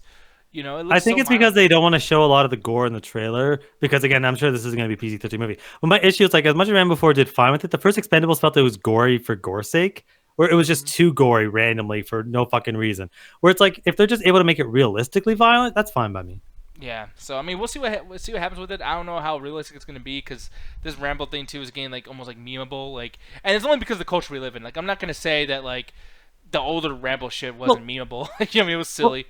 The thing is, it's like, okay, he's not fucking John Wick going like, you know, doing the gun kata stuff. Like, he's popping out of fucking holes. He's shooting. He's doing a bunch of the bow stuff. He's doing stuff that doesn't require him to like run around. He's just basically popping out as he needs to, which is fine by me because it's like, yeah, he's an older person, so he's going to rely on traps. He's going to rely on other stuff where it's like, yeah, in Rambo 2, maybe 3, he could fight people. But this is like, he's just doing stuff in the shadows as he was trained during the Vietnam War. Exactly. So yeah, and I like how they're sticking to that too. It's kind of like it almost strengthens this whole entire franchise as we move on and continue on. Exactly. But here's the thing, though. Speaking of strengthening franchises and everything, I gotta bring up the fact that even in the first frame of this other trailer, The Mandalorian, this image right here is a full encompassing of what I've been fucking wanting with Star Wars. This is what I wanted. Something darker, something more realistic. This is a war. It's Star Wars. I'm just glad we're getting something that seems like they're gonna focus on the fucking narrative. Because like my biggest problem with my biggest problem with Star Wars movies is they always felt like they started the summer blockbuster, but they've always kept that where it's like all it is just a bunch of bullshit lead up to a big space battle. That's why I honestly hate it. Like, I liked Rogue One when it wasn't doing that final space battle so boring because it's just another Star Wars space battle. Whereas I actually did kind of really enjoy the gritty down to earth stuff. I like the choreographed fighting with Donnie Yen, and I like the characters. I wish they did more with them. But with this, it's like, this is what I wanted. The 10 minutes they showed is my favorite Star Wars product as far as movies is because it's down to earth. I said this in the last time we were on air, and I'm so sick of every single story have to be saving the fucking world. Every single fucking big budget movie that came out this year has been saving the fucking world. This television show seems like it's just like, it's going to be like, hey, we got to find that you're on a mission to find this one person for whatever reason, and crazy shit is happening. And it seems like they might have some encounters in space, but it seems like it's going to be a down to earth story. I'm getting Disney Plus for the show alone. Yeah, me too. Absolutely. November fucking 12th or whatever. 12th, yeah. Yeah, I'm definitely getting this. And here's the thing too. It's like, okay, So I don't like Star Wars. There's gonna be some Star Wars shit. You said this earlier about like, yeah, there's gonna be some kind of confrontation within space. I mean, it is called Star Wars, but Exactly. you know, this was a very, very small bit of this trailer to the point where, like, for me, and I don't know if you thought the same way, but it's like this is where it really sells me. They didn't really try to get the Star Wars fans into this. You know, as far as like, oh, we're gonna have that big like space fight again with the fucking flying whatever the fucks and TIE fighters. It's like, nope, it's just gonna be good. And then, by the way, for those fans who are gonna be watching this because of Star Wars, yeah, that's in there too. And it's like, So perfect. You know, go ahead. I was gonna say it's one of those things where the Star Wars, it's something about always saying that television is a better medium for telling stories. Is they know that because I think the budget for this was 50 million per episode, so it's 150 million for 10 episodes, which is cheaper than almost any of the newer Star Wars movies because those things range up to almost $300 million.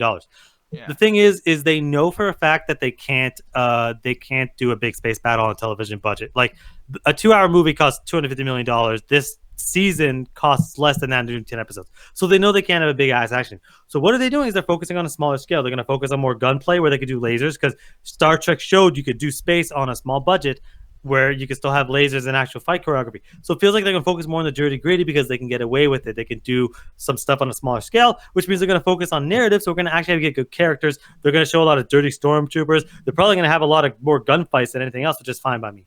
Yeah, no, absolutely, man. So like, this is something I'm really looking forward to. Jed, I don't know if you actually watched this trailer or anything, but like, the change in tone. I mean, is this something that you think you're? I mean, I know you're not gonna get Disney Plus, but like, are you willing to get this chance? I was saying hell no to the Disney Plus because you know, but to be honest, I don't really care about this. Like, I haven't cared about Star Wars like ever until like not Rogue One, but Force Awakens came out. I like that one, and I didn't like The Last Jedi. So like right now, I'm just like, nah. Yeah, I can't really see myself being excited for this. And even if you're not excited, do you kind of see how they're trying to get the people that don't really give a fuck about Star Wars? Like, do you feel like they're trying to earn your attention? They definitely are, but like I said, not for me. Like it probably never will be. Okay. So something that Kirk mentioned in the chat is, and this is what they're doing. So all the Disney Plus shows are actually going to be weekly, which I actually think is a really good model because, and I mentioned this in the One of Us, All of Us Facebook group, is when you look at the show Doom Patrol versus Umbrella Academy. Umbrella Academy, everyone liked 8 out of 10, 9 out of 10. Everyone loved the show. Doom Patrol, same thing. Everyone loved the show. Doom Patrol got talked about for 15 weeks because it was top 5 trending every time it dropped an episode because everyone's like, yo, this show's weird.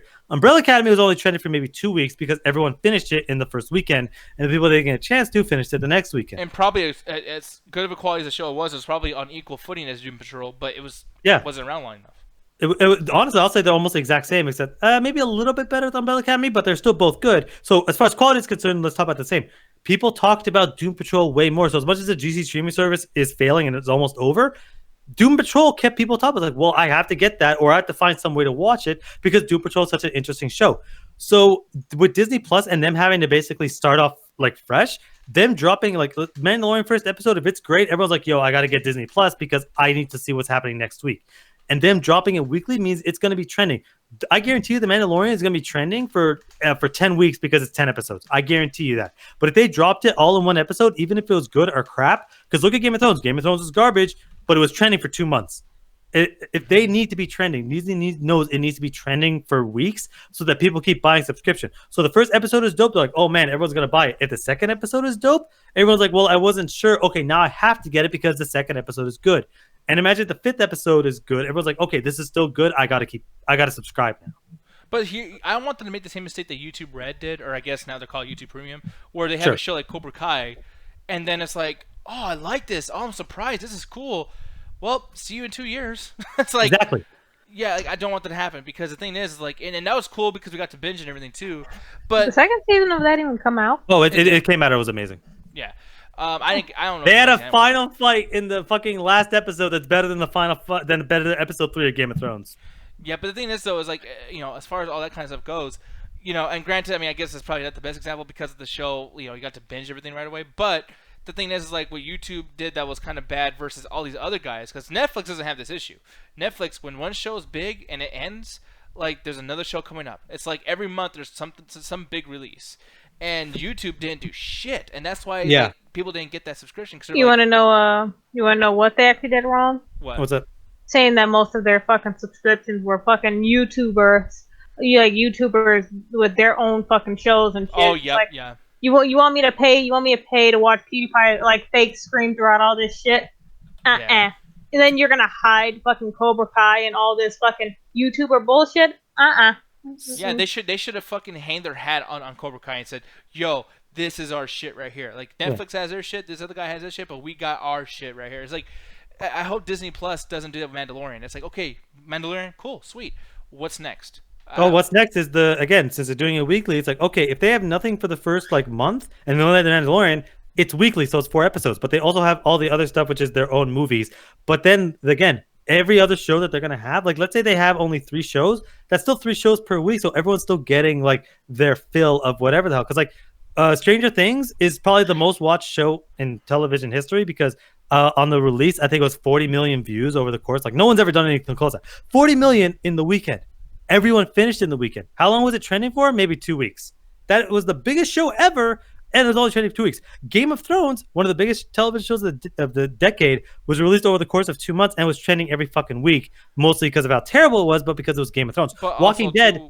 With HBO though, here's another thing, and I love that you're about to bring up Walking Dead because AMC is really, really good at this. But HBO, right after that was done, Euphoria came out. You know what I mean? Exactly. And it's like, Which I actually watched the first episode. It's actually not bad. I had an issue with it. One I of don't these days believe we'll you. talk about it, but it's like that really drove me fucking crazy, that goddamn movie or show. But the thing is though, like, see how HBO does that though, like just what you were saying, and then like even Walking Dead, you know, you'll watch Walking Dead, and like as the show is trying to lead to its finale, AMC is like, oh fuck Walking Dead, how about Fear the Walking Dead, how about The Talking Dead, how about Comic Book Men, how about Into the Badlands, how about Better Call Saul? It's like it doesn't stop. It's like it's always moving forward. So AMC is whooping ass. They're like, dude, I don't need no app. I don't need this. I don't need that. Like, we're fucking destroying. You know what I mean? So Netflix doesn't have to worry about that because they have their install base. So it's like, oh hey, Stranger Things ended. Hey, check out Mindhunters is coming out next month. Another show's coming out. Disney Plus doesn't have that. Disney Plus needs to basically keep everyone around long enough for the other shows to come out. So The Mandalorian drops on November 12th. I'm sure there's going to be a handful of Marvel shows that also drop. There's going to be a handful of movies that are new that are also going to drop. So it's going to keep people there long enough, and it's going to keep them trending. As long as the content is good, people will eventually subscribe. If they get to like the 30-50 million subscribers by week 4, there's still 6 episodes of their shows to fucking air, and it's like that's a way better fucking system than just dropping everything in one shot and hoping everyone stays long enough. So we're talking about Disney Plus in general, right? Mm-hmm.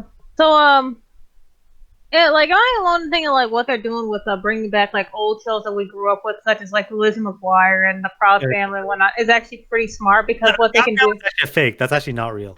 No, not that. Like Proud Family definitely is coming back, but not that screenshot of this year. Oh, but okay. yeah, that's actually pretty damn smart because the thing is like they're bringing back these shows that we grew up with, and what they're most likely going to do is have us basically see them basically at our own ages that we are now, dealing with basically the real world and everything like that.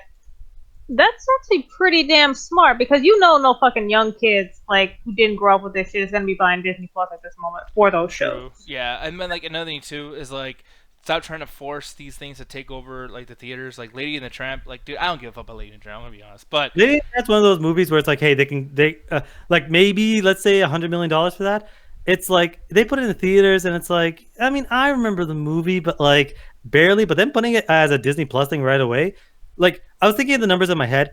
I don't know. I hope someone in the chat can tell me what the numbers are for Netflix. But like, I want to say Netflix has about 30 to 50 million subscribers, which is like that's a lot of people. Because think about it, $10 a month, that's $500 million a month, which is about like fucking what over like almost $1 billion. Like that's about $2 billion I'm making per year, I think. Exactly, $2 billion per year, and if they spend $1 billion on their original programming, that's still $1 billion a year. Profit.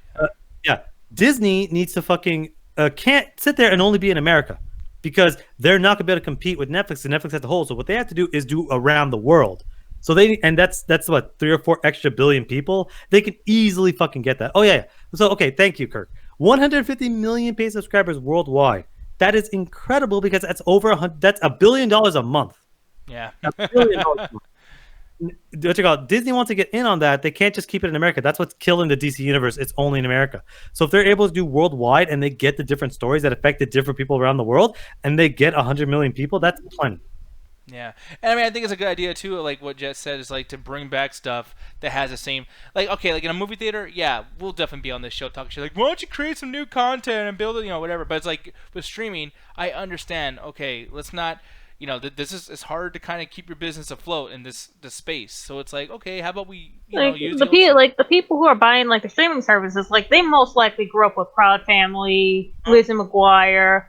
Even Stevens, if they do bring that one back, or like what they're saying with Shia LaBeouf. Oh my god, I need to see that. Or like the hell, like I would love if they brought back the Weekenders. Actually, they are bringing back Recess live action, I believe. Oh, that's gonna be cool. I'm down. No, you can't do a live action Recess. What made it absurd was how crazy it was at the end. Oh no, fuck that. You're never gonna get the kindergartners to be as crazy and psychotic as they were in the show. Is that the one with Coach McGurk in it? Yeah. Dude. No, do you not remember the fucking, they make the kindergartners look like they're feral savage creatures? It's fucking hilarious. Yeah, but I gotta tell you, dude, if they bring back H. Jon Benjamin to do that, I am so unbelievably down. That would be fucking awesome. Like, I'm sorry, I know y'all against that, but fuck yeah. If they brought back what? H. Jon Benjamin, he's Bob from Bob's Burgers and Archer. Oh. Yeah, he's Coach McGurk. So. Fucking Little Ragnarok remembering Phil of the Future, man. Phil of the Future, you want them to bring back home movies? Honestly, that's one of those shows they probably could bring back if they wanted to. Yeah. But yeah, he'd be too busy. Like that dude wasn't a whole bunch of fucking people. Do y'all ever watch Phil of the Future? Yeah, that wasn't really. I didn't really like it. I tried to. What they need to do is they need to steal whoever has the rights for Danny Phantom. What's up? That theme song kind of went off though. Still of the future. No, I liked it because what's up? Well, no, even too is like, why not create a bunch of docuseries? Like, dude, you know what I would love to just watch for hours to just see how they made these fucking things and to see like the inner workings of like how hard it was with old school technology to make these things. I mean, would you not be down to pay $10 a month to watch, every week this fucking show that's like, hey, this is how we did Mickey Mouse's fucking play, whatever the fuck show. Oh yeah, they have the chance to do it because again, Netflix started off by just having other people's movies on theirs, and so they got big enough to make their own programming. Disney, what they're gonna do is they're gonna get people in on stuff like Star Wars, the Marvel stuff, and then old shit. But I guarantee you, down the line, they're gonna do their own like, hey, we're just gonna do our own new stuff. Or some movies where it's like, hey, it might not do as well in theaters. They're gonna put it there. I'm sure Dumbo would have done better on the streaming service than in the theaters. Yeah, no, absolutely, man. I don't know about bringing. Lilo and Stitch actually ended. Kim Possible, that shit with her dating Ron basically ruined the show for me. Oh wait, Kay's right. They got to bring back House of Mouse. House of Mouse, yeah. House of Mouse is the greatest thing that ever happened in the history of anything. Not on Disney Plus though. Just regular Disney. Playhouse Disney. Nah, Disney Plus. I need that. I need the Winter Soldier to interact with Mickey Mouse outside the House of Mouse, and he goes, "Can I go in now without your arm? But I need my arm. Go away, Winter Soldier." You know what? I got House of Mouse mixed up with fucking Mickey Mouse Clubhouse. I don't blame you. That was weird as shit. I'm just like, why would the Winter Soldier be popping up in Mickey Mouse's Clubhouse? No, my favorite fucking, because I love one of my favorite episodes is like Daffy Duck tries to take over. Not Daffy Duck. Donald Duck tries to take over the House of Mouse, and they keep trying to change the name, but it doesn't fucking work. They're just fucking with them the whole time. Yeah. Oh my god, House of Mouse is so fucking good. You guys got too nerdy for me. I don't know what the fuck any of this shit is. No, because House of Mouse was never a show. House of Mouse was a clip show basically where they would show cartoons from were they only showing like old like Mickey Mouse cartoons? No, because what happened? Or were they new? No, because what ended up happening, House of Mouse was a clip show in between other shows. So what they would do is they would have their lineup of however many hours they had the television. So in between like Pepper Ann and another show, they would do a 5-minute clip of House of Mouse where they would just go through this small little adventure and then they move on to the next show. Sometimes characters from different shows would just be walking across the street. Like at one point, like Pepper Ann and her mom are interacting outside of the House of Mouse fucking thing because they would just have it as a crossover with every other show, and they'd be little. It would be a little clip show in between their other stuff, which would work great for the Disney Plus streaming service. Think about it as instead of a commercial or a trailer, in between the next episode is a 30-second clip of House of Mouse interacting with some crazy shit. Okay, Yeah. you got a different House of Mouse than I do because growing up, they basically didn't do it between shows. They just did it like straight out. Yeah. Yeah, but no, man, like all these things, fucking Max over talking about Goof Troop and Gargoyles, like, dude, holy fucking shit, I would Goof lose Troop, my yes. mind. I would lose my mind. It'd be so fucking cool. But They're like, never gonna bring back Gargoyles, man. I thought Gargoyles was Warner Brothers. yeah, you're right. It is. Damn, that sucks. Yeah, I was But gonna say, like, Goof Troop they could do, but they're never gonna bring a Warner Gargoyles. I feel like Gargoyles gonna come back somehow. Someone's gonna bring back Gargoyles, and I hope Live that- action. Yeah, but be terrible. how do you not make that horror? Like that can't be for kids. It just Yeah, there's no you're fucking right. way. There's no fucking way. It's basically Jeepers Creepers, but except there's a bunch of them and they're destroying the fucking city. No, they need to bring back real live mummies. That too. That Mummies theme song was dope. mummies can't be scary as fuck. Oh no, is it Mummies Alive or thinking of? I don't remember because there's a Well, few you know mummy what I'm shows talking back about. then. You know the Yeah. show I'm talking about. Yeah, I remember it was it felt very Scooby Doo-ish, if I remember correctly, right or no? No, what are you talking about? It was actually a good show. Oh, fuck you! Why are you That's talking not about what I Scooby-Doo? said. Scooby Doo sucked. You talk too much shit about Scooby Doo. It's one of the best. Scooby Doo fucking is cartoons out trash. there, you I hate fucking- it. Kirk is 50% saying of the yes. reason I hate it is because of Simple Plan. Yeah, they're saying Mummies Alive was DIC, so dick. I don't know what the fuck they're even trying to get at. No, I think that's what it was called, but like, dick is just funny because I'm immature as fuck. Yeah, so- you are. Yeah, absolutely. Here's the thing. We're gonna get the fuck out of here right now. I'm just gonna do one more thing to bring it up really quick. Alan, now that we've actually seen the fucking gameplay, can you finally admit that this Avengers game is gonna be fucking garbage? Because this looked like I am admitting shit. It So, looks okay, the problem with garbage. this, okay, so the funny thing is I recently just played fucking Ultimate Alliance, and seeing the gameplay here, I'm like, okay, so when Thor was doing his fucking thing and he was fighting two enemies, I'm like, there is no flow to the fucking combat, and it feels very, very similar to how, what was it? How the fuck, how Spider-Man is? Yeah, exactly. No, Spider-Man's completely different. Get off your fucking hate chair for 2 goddamn seconds.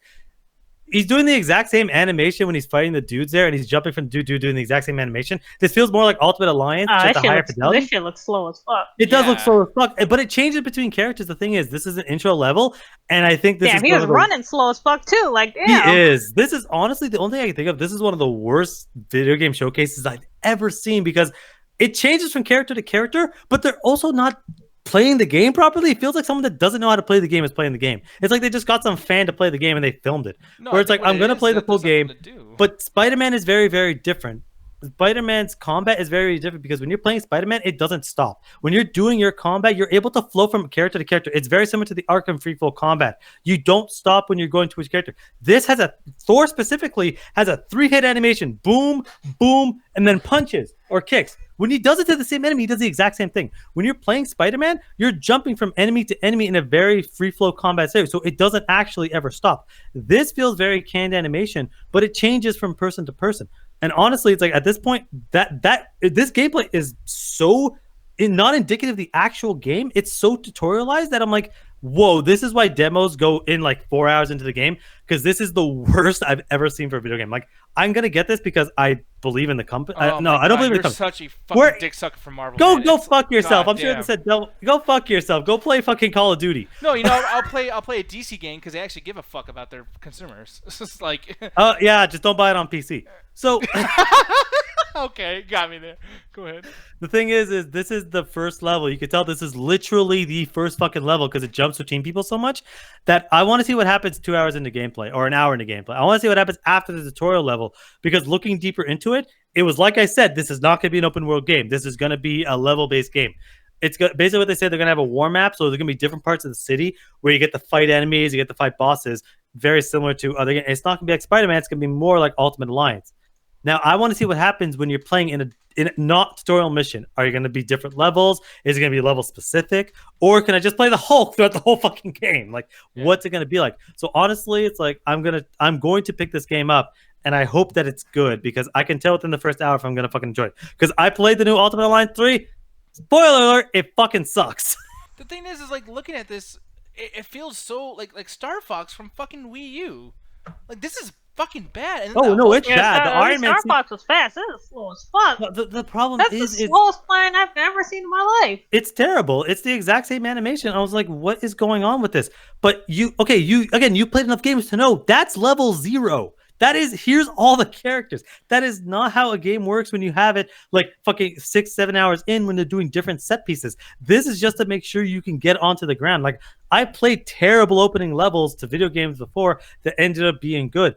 But like for the Hulk stuff, I'm like, I have no idea what his moveset is because it's so unclear because it's 2 seconds. It's 2 fucking seconds. Dude, I didn't get anything with any of the characters longer than 35 seconds. you got more, and it gets to a point too. Did where, we though? Yeah, He did. smashes 5 dudes and then it cuts to someone else. I'm like, But dude, I need to see what happens think in a about real the level. character. You're a fan of Hulk. We both love Hulk equally as much. You know that gameplay wise, if they're gonna be like having all these characters do all these things, all you're gonna do with Hulk is have melee matches, and that's it. He doesn't have any fucking skills other than like he can. Okay, break not shit, necessarily. First, I want to go to the initiation. We have different versions of liking Hulk. My version of like Hulk is way more personal than the character looks fucking cool. Second of all, have you ever played Hulk Ultimate Destruction? Yes. That game does so much cool shit with him. Like his fucking sonic clap. There's an entire combo system of sort of that. The fact that he can grab steel fucking, you grab a car, rip it in half, and do a steel fucking claws. He has light and heavy attacks. His jumps are they could do a fucking lot with the character. I don't know if they're going to do it in this game, but you can do a lot with the character. But what they're doing is you could tell that the human characters are going to have a combat system. Like Black Widow's more gadgets, whereas Captain America is more fist fighting, probably very similar to the Arkham game. Thor is going to be more like God of War because you saw how he actually fought, where his combo system changed if he was holding a hammer or not holding a hammer. Iron Man's going to be the flyer. He's going to be the flyer. He's also going to have more projectile or more beam attacks. There is going to be difference, but you did not get enough time in this tutorial. This was a bad Dude, it's showcase. 18 minutes Wow. long. It's 18 minutes long, and it showed nothing. It was It really showed bad. a lot, dude. It didn't show enough with the characters because the characters, I'm sorry, there is not enough of the enemies there to showcase how it happens when you get into a real fight. So either this game is 45 minutes long or they did not show enough of the actual game to get it going. Like when you look up gameplay of the new Gears, when you show up the new Gears stuff and they showed actual gameplay because they released a trailer too and they showed the new Horde mode, which looks fucking amazing. They showed you more gameplay. They showed you what happens mid Horde mode. This barely shows you anything outside the first openings. Wow. Okay, here's the thing. I'm not disagreeing in the sense of like this. I mean, and like what Solid said, it's an alpha demo. It's like, yeah, there's gonna be things that are gonna be changed. The game thing comes is- out in like fucking 8 months. I know, and things can change. But, I mean, dude, No Man's Sky a month after it was released. That's the thing about the gaming industry, Alan. That Yeah, well, hey, not every single fucking company treats them releasing their own fucking footage. Like, there's currently right now, Call of Duty has an open beta. Open, by the way. You can just go right now and you can fucking download it. You don't even need a PSN subscription. You can just download it and play it. It's open right fucking out. Companies do things differently. Because a quality company will actually do something where they'll say, Oh, you know they're what? not a quality Why don't you- company. Activision is one of Really? the worst companies out there. Go fuck Oh, no, you're yourself. talking about Activision. I'm talking about Infinity Ward. Like the guys who Infinity Ward, the guys who are Infinity actually Ward is a developer that's owned by Activision, which I means know, they but they're can't the do ones anything working on without their the say game, so. because a Treyarch game and a Sledgehammer Games game, and Who pays the bills? But that makes no sense because Not even that doesn't make sense. Okay, so Activision is is the Resident Evil publisher. 2 is that- Resident Evil 2 remake Wow. different? It's Resident Evil 7 and Resident Evil 2 remake the exact same game because the guys who fucking made it paid No, the but it bills? was made by the same company. That's why there's And a they're certain very level different. of quality on it. But that's why they're there's a very certain level of different. quality on it. Those games have an incredible amount of quality. They're not only are they on the same engine, the same exact engine, by the way. I'm pretty sure they were a similar team, and there's an incredible level of quality because Capcom says it has to be this good. We're tired of releasing like fucking mediocre games like the fucking last 2 fighting games we released. Yeah, That's but why. That's why fucking Devil May Cry, which is on an identical engine to those 2 games, has a certain visual fidelity and a certain way it runs because Capcom is actually a quality company. Oh, by the way, let me ask you this too. When was the last Call of Duty game you even fucking played, aside from this one that you're playing now? The Modern Warfare remake and Black Ops. Actually, I did play Black Ops 4. Fucking 4. The Yeah. one that just came out. Yeah. Okay, but here's the thing though, is like, you know, and you just really play Black Ops 4 and fucking the remaster for Modern Warfare. It doesn't even count because it's a fucking remaster. It's the same. Look, that's why I goddamn said Black Ops 4 because I played the most recent one. game. Cursing the now gonna be okay. Oh, Bane, fuck you. I was What do you about to- fucking think that said? I thought I said B in Miami. I didn't Anyway, I know it. Whatever Anyways, the what I'm hell gonna you're say- gonna get at. Yeah, go ahead. When Treyarch does a Call of Duty game, they all feel the same, and it feels like shit. I hate all of them except for Black Ops 4, but they all have a certain feeling. Even Black Ops 4 has that same feeling. Sledgehammer Games has a completely different fucking feeling where it almost feels like Titanfall to an extent, which, by the way, Titanfall is a much superior fucking game. Guys, go Yeah. get that share. Apex Legends is way better than any Call of Duty game ever. R.I.P. Yeah, wait, really? Oh, They're well, never gonna make a Titanfall 3. Well, yeah, Apex Legends is going to do well. They'll be fine. Oh no, Apex Legends is doing fine, but they're never because of Apex Legends doing so well. They're never making Titanfall 3. Probably. But here's the thing, though. On top of all that stuff, Infinity Ward. When you go back and we talk about the glory days of Call of Duty, who do you fucking bring up? Modern Warfare. Again. Modern Warfare 2. Modern Warfare 3. Modern Warfare. Okay, I don't bring up Modern Warfare 2 because Modern Warfare is the game that made me stop playing Call of Duty for a while. But you got to understand is Modern Warfare came out because Call of Duty and companies like that killed the fucking World War II genre, so they went and did differently. By that point, Activision was one of my favorite companies until Modern Warfare 2, where they realized this is all we give a shit about, and they, for like a fucking decade, said we're only making Call of Duty stuff, and canceled every other project they ever fucking worked on.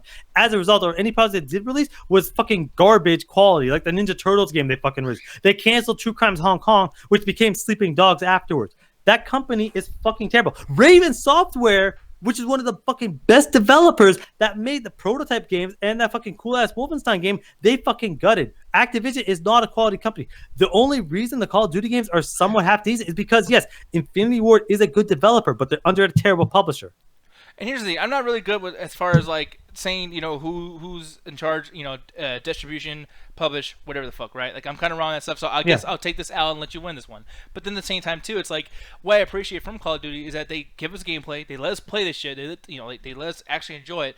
With Avengers, like I'm almost like, and I'm not trying to like insult intelligence or anything, but it's like we are fully aware of when we were fucking kids growing up in the teens, and PS2 was a big thing, whatever the fuck. They would release a game that comes out with a fucking movie or whatever the most popular fucking thing is, and they did this shit with Spider-Man, and I know that we have a disagreement with Spider-Man. I'm not going to get into a big old thing because then Corey will call me out on the show, and then I'll But the thing is, though, is... I mean, are we trying to like blind ourselves from knowing that these games are coming out only because of fucking movie and they don't give a fuck about the quality? Because this happened all the time back in the day. Okay, you gotta understand is this is a very different situation because this isn't called Endgame. Like when Marvel Ultimate Alliance, I think is a poor quality game, not because it was supposed to coincide with the fucking movie, but because there's story elements that are poor about it, there's gameplay elements that are poor about it, and there's just basic structure of actual like how half the fucking moves in the half the fucking upgrades in the game are. This is very different. It's not even fucking. Do you see how that character is even next to him? It's not even fucking like.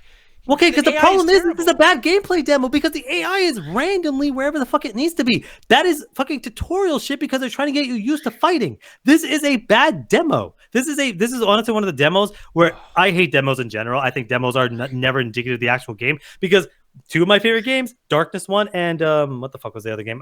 Infamous. I love those games. Those games are incredible PS3 games. Worst demos I've ever fucking played because they just don't know how to fucking make demos. This feels like an old school demo where they're trying to get you to jump to every single character to get used to them, but you never spend enough time.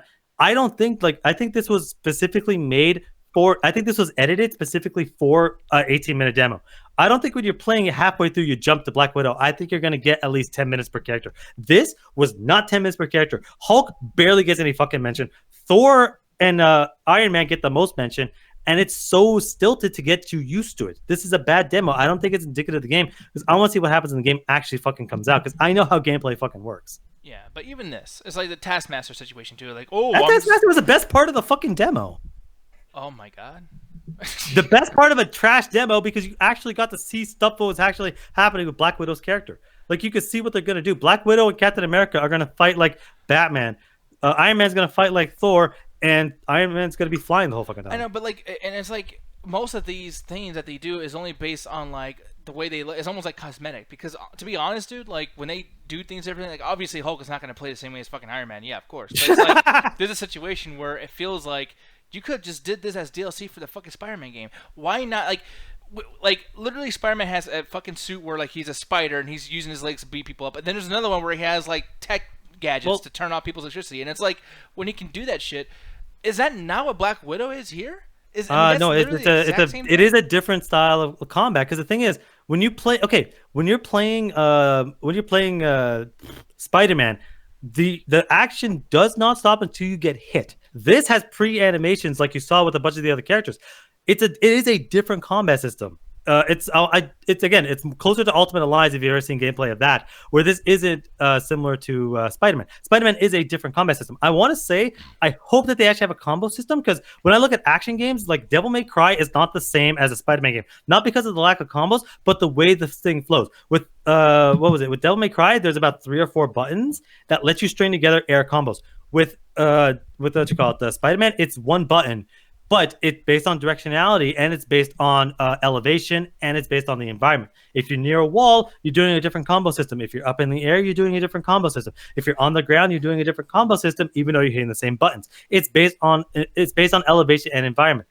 With this game, you're getting something that's going to be more focused on light and heavy attacks and mixing of gadgets.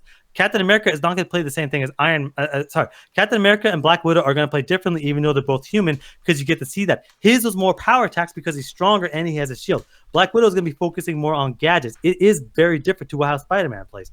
Now, you're right that they feel like they could fit in the same kind of universe, because the titling is very indicative of it. Marvel's Avengers. Marvel Spider-Man. That's what basically the Spider-Man PS4 is. Marvel Spider-Man. I guarantee you if they're going to focus on another character, it's going to be called Marvel something. Jet, what do you weigh on this? I mean, because I know you said, like, okay, it looks slow, but I mean, the other thing is that I'm having issues with here. Do you see where I'm coming from, or do you kind of agree with Alan more so on this?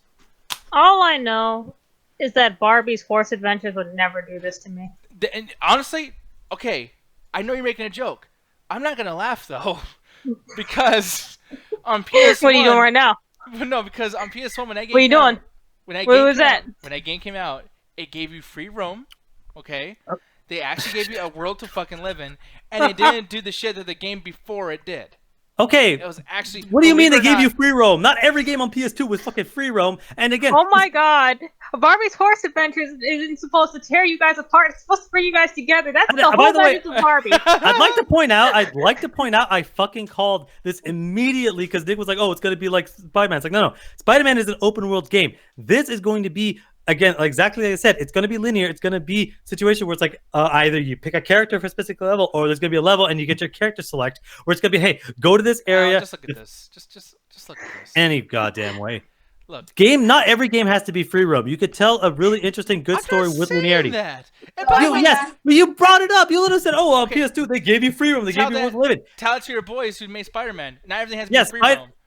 Again, Spider-Man being free roam. Okay, the thing with Spider-Man is, what do you mean led to nothing? They had a swinging mechanic. You could swing behind a building. Oh my! Woo, yeah, why have a free roam in fucking GTA where you could just do it linearly? Like I just want to wrangle up some horses. I'm just saying Barbie's Horse Adventure is better than fucking Spider-Man. You are just whatever the fuck. Devil May Cry's not open world. Doesn't give you words to fucking lived in. No, but it's a fun game. Unlike one of the best games to come out this fucking year. It's actually good. What's up? It's actually good. Go ahead. It is good. It's a very good, interesting fucking game. This is probably, I don't think, again, I'm not going to say fucking Marvel's Avengers is going to be a fair fucking game in the world, but I want to see level 2. I don't want to see whatever the fuck this is, because this is honestly, I will say this is the worst demo I've ever seen for a video game that I'm going to get. Worst ever. I just realized we argued a lot, but we completely agree.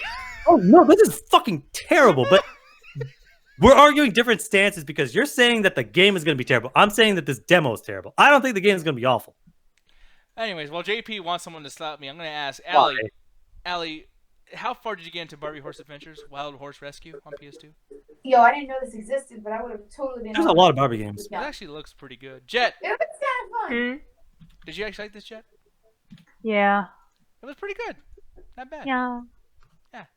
Here's the thing, though. I'm going to ask you, Jet. Avengers. What? Are you gonna get this game when it comes out? You're gonna play that slow gameplay, that fucking lame, boring ass bullshit? You know, I'm just waiting for like Barbie's Horse Adventure to just get a remake on the new system. That's all I'm waiting for. That's all I want. I mean, why not do a Bo Peep game to tie in with Toy Story? There you go. Because that's not Barbie. They have Barbie in the Toy Story universe. That's not Barbie. And the thing is, like, Nick, I don't even necessarily disagree with your hatred of straight-to-movie fucking video games, because I play more than probably most people. But this is different because it's not trying to release on the same day. Same thing with Spider-Man. That game was made, like, years before Homecoming. I think, did it coincide with Home? Yeah, it coincided with Homecoming's release. Yeah. But that game was made, like, video games are, it takes at least 3 years to make a video game. No matter what the video game is, it takes 3 years to make, except for Call of Duty games, because they use such similar engines and they use such similar ideals. that those games can be made in about a year and a half. They just have to update certain stuff. That's why the games feel so fucking similar, because their development time is half a normal company. But most companies take years to make a game. Marvel Spider-Man was being made probably, but Spider-Man was being introduced to Infinity War when they got the deal. So they're like, oh, okay, and this is happening to be released around the same time. So we're gonna basically use Homecoming to help advertise this game and vice versa. Then that coincided. This is not in any way close. This is being released next year. Endgame came out like 2 months ago. This isn't even the same year of the release of the game. No, I'm gonna fix this. Did you fuck up? Yeah. Are we still live? We're still live, but the thing is, I was trying to mute Allie, and I accidentally closed the whole fucking thing. We're still live, but here we go. Now we're good. Alan, say something. Hi. Perfect. All right, guys, we're back. No, they heard everything he said, but it was just funny because I'm literally showing like the grocery store stereotype video. And he's like, and then this fucking game, and this guy's just shopping. He's just fucking. Well, yeah, that's a video game. Grocery store adventures. You just use your card and just run people fucking over to get to your shit before they take it. Yeah, but anyways, we're good, everybody. Hopefully everything's fine. If it's not fine, we fucked up, but it's okay. Here's the thing, though, man. Like, I agree. Well, you just said you agree with me, so we're fine, right? But, and then you show my screen here too. Sorry, my bad.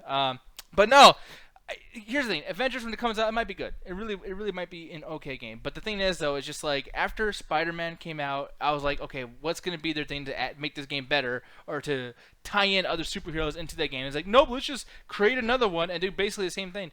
It's an issue with Spider-Man being absent from this. Is an issue with there's no Black Panther, and I'm pretty sure that might be added in DLC or maybe yeah, 100%. Because like again, they want to do something new. Like putting Spider-Man in this is not a problem. Like I'm fine with that because Spider-Man is its own thing, and let it be its own thing, and let this be its own thing. Let this grow so that we can have more superheroes in video games. Mm-hmm, yeah. So, like I said, we'll see. I might be wrong. Who knows?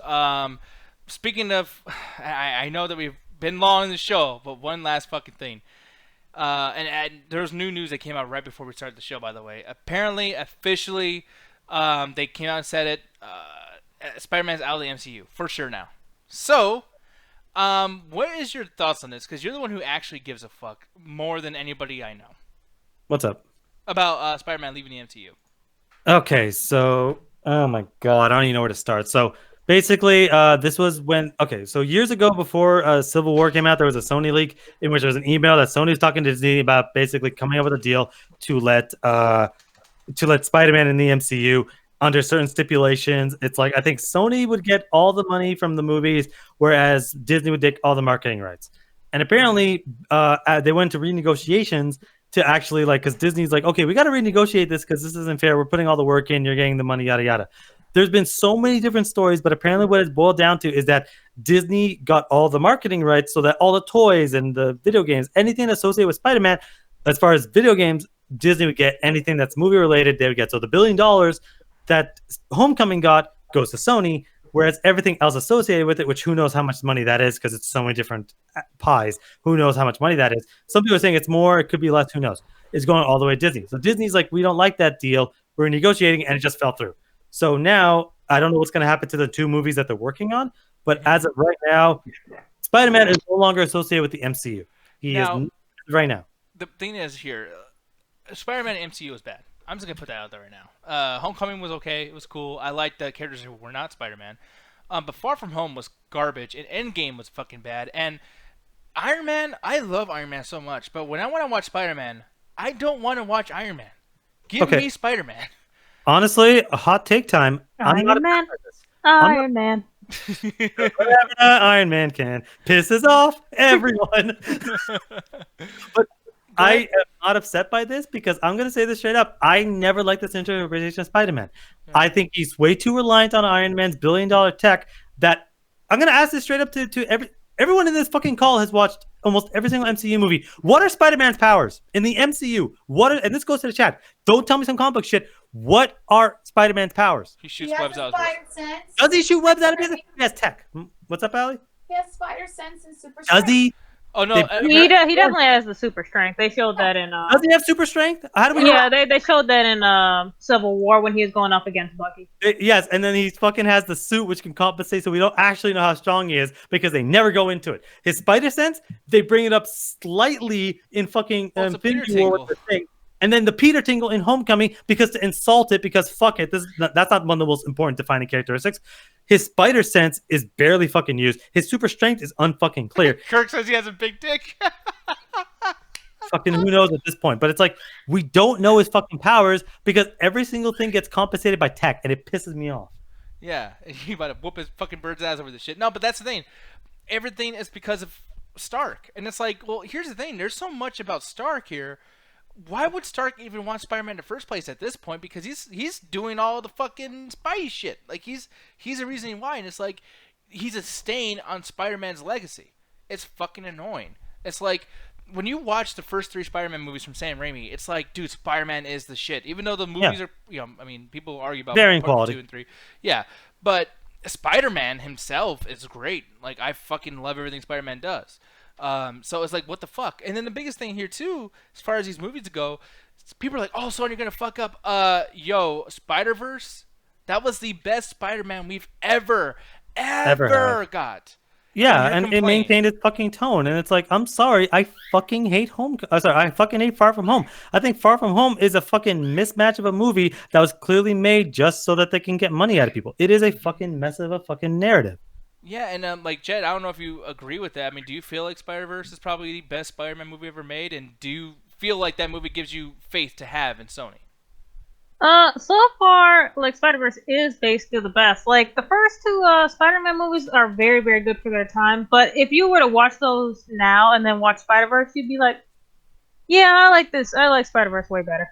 Yeah, and it almost begs the question of, like, why are you people just trying to get mad for no reason? Because they're fine. No, because the thing is okay, Spider-Verse is the best, is the single best, but the thing is, they also made some of the worst, like Amazing Spider-Man 1.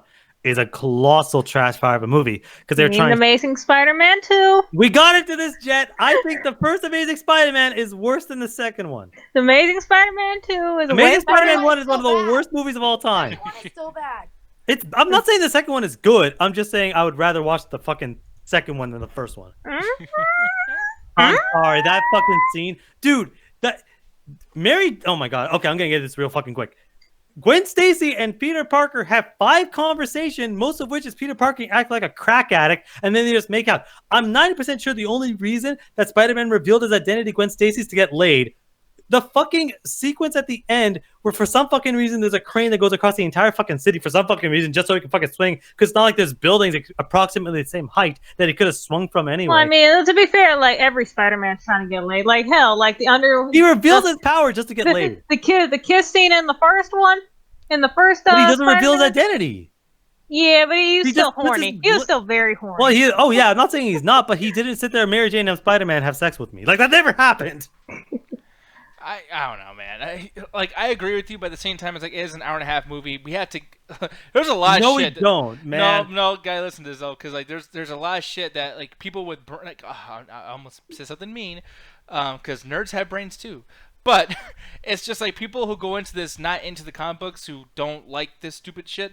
Like, they need enough story to explain to them why we should take this seriously. Like, oh, he's a guy who shoots webs out his fucking wrist, and he's amazing, but he's a nerd, but he's the most sexiest fucking nerd we've ever seen, and then he gets his girlfriend. It's like, it's a lot of shit that we have to accept, that we don't have the time to do it. I'm sorry, that's a poor fucking excuse when Spider-Verse, which by the way is shorter than any of the live-action Spider-Man movies, and does way crazier stuff with like characters I don't even fucking know because I never knew that fucking anime girl was ever even a Spider-Man. I fucking had no idea, but they managed to make it fucking work. With Amazing Spider-Man 1, his powers are so fucking random. Dude, he buys all of his webbing from Oscorp. He's this kid who has no source of income, managed to buy thousands of cartridges of this fucking string that somehow work exactly like weapons. He is a fucking ridiculous loser that just makes things up. Poor narrative. It's a Batman movie. Why does nobody understand that Amazing Spider-Man 1 is the exact same movie as Batman Begins? How are you understanding that? Literally, Amazing Spider-Man 2 literally just is so much worse just because of how they treat the characters. Electro alone makes that absolutely terrible, and it doesn't help that they try to put the Green Goblin in there. Also bad. I felt the romance was really... The interactions were also very, very bad. The romantic interactions were way worse than the first one. Crack addict Peter Parker just started. That's his dialogue every time he talks. Yeah, he's awkward. Too awkward. He's a crack addict. He's twitching like a crack addict. I know plenty like awkward people who would act just like that. That's not I'm awkward. I don't act like that. Well, look, man. Anyways, aside I'm from Alan, just, and I speak for the trees. Shut the goddamn hell up! I hate that fucking movie, dude. The ending in which the Gwen Stacy's father says, "Don't bring my daughter into this," and at the funeral leaves her there to mourn alone. And the final words that her father said to him, or only said to him, at the end of the movie, goes to the classroom and says, "Promises are meant to be broken," which not only means "fuck you, Dad," because he's just ignoring his final request. Left her at the funeral, but that statement makes no sense. Promises are meant to be broken unless he told her her father's final words, which means "fuck you, Dad" twice. Well, basically, I brought this up before. Like, you just made Amazing Spider-Man 2 work because he literally also got her killed. He literally got her killed, but he also left her at her funeral to mourn alone, and then basically said "fuck you, Dad" multiple times. Yeah, fuck you, Dad. And then now in this movie, okay, we're just deep into this. Yeah, I could go all day. Like someone has to stop me because I can stop. I could go all day about how bad Amazing Spider-Man is. Here's the thing: the other day I was working out, listening to you guys. I was like, just getting my cardio done and shit. I started it. I worked out for about 30 to 45 minutes left, and I don't know how long I was gone. I think I was gone for at least another 45 minutes. I came back to the room. You were still talking about Spider-Man. I'm like, holy shit. Fuck. Like, it's that a was bad amazing. movie. It is, but good God. Like, you make it actually sound kind of amazing. No, dude, the sequence in which the last thing I'll say about this, and I'll say about it, is the sequence when he gets his powers is one of the worst narrative sequences I've seen in a movie. In a movie, not just a superhero, in a movie. Walks in and basically walks into this fucking closed tour, looks at a fucking lift and says, "That's me." And she goes, "Okay." Goes up the escalator, and the only two security guards in the entire building take out this fucking foreign kid who's the actual fucking person supposed to be on that list to arrest him or some shit. So Peter Parker just ruined that kid's fucking life. Walks in fucking like his skateboard and his fucking like drugged out hobo clothes while everyone else is wearing lab coats and just walking with this tour and no one questions it. Then bumps into this evil security guy and follows him, and no one questions that. Somehow manages to see this coat, even though he clearly can't see it. Walks into a room of ionizing radiation, and nobody stops him. Leaves, and somehow gets his spider powers.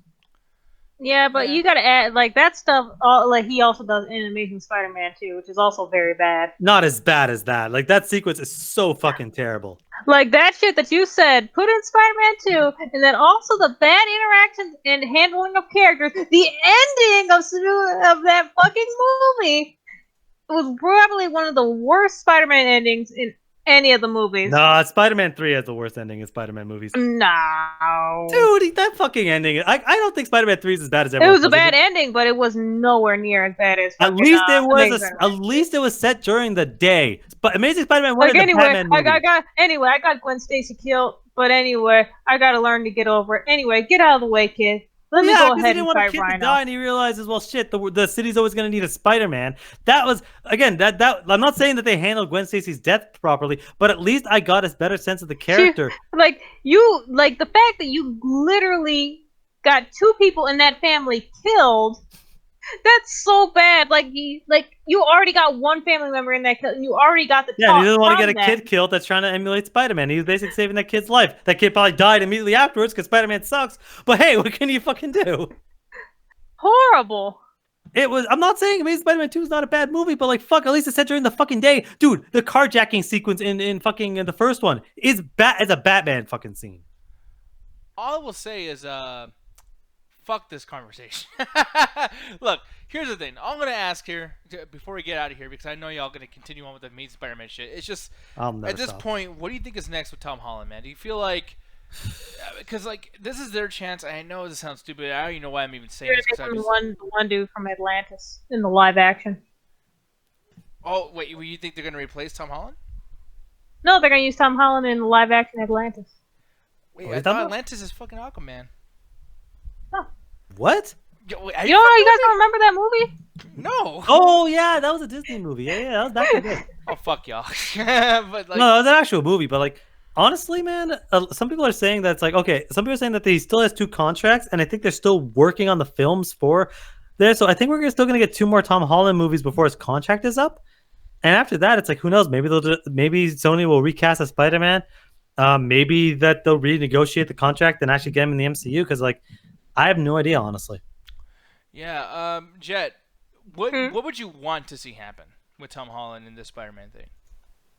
With the Spider-Man thing? I mean, do you wish that? I mean, are you willing to say, okay, you know, I'll hold back on even thinking about this up because I feel like they're gonna get back together with MCU, or do you feel like, you know what, I'm ready to see the next Sony version of Spider-Man that's going to star Tom Holland?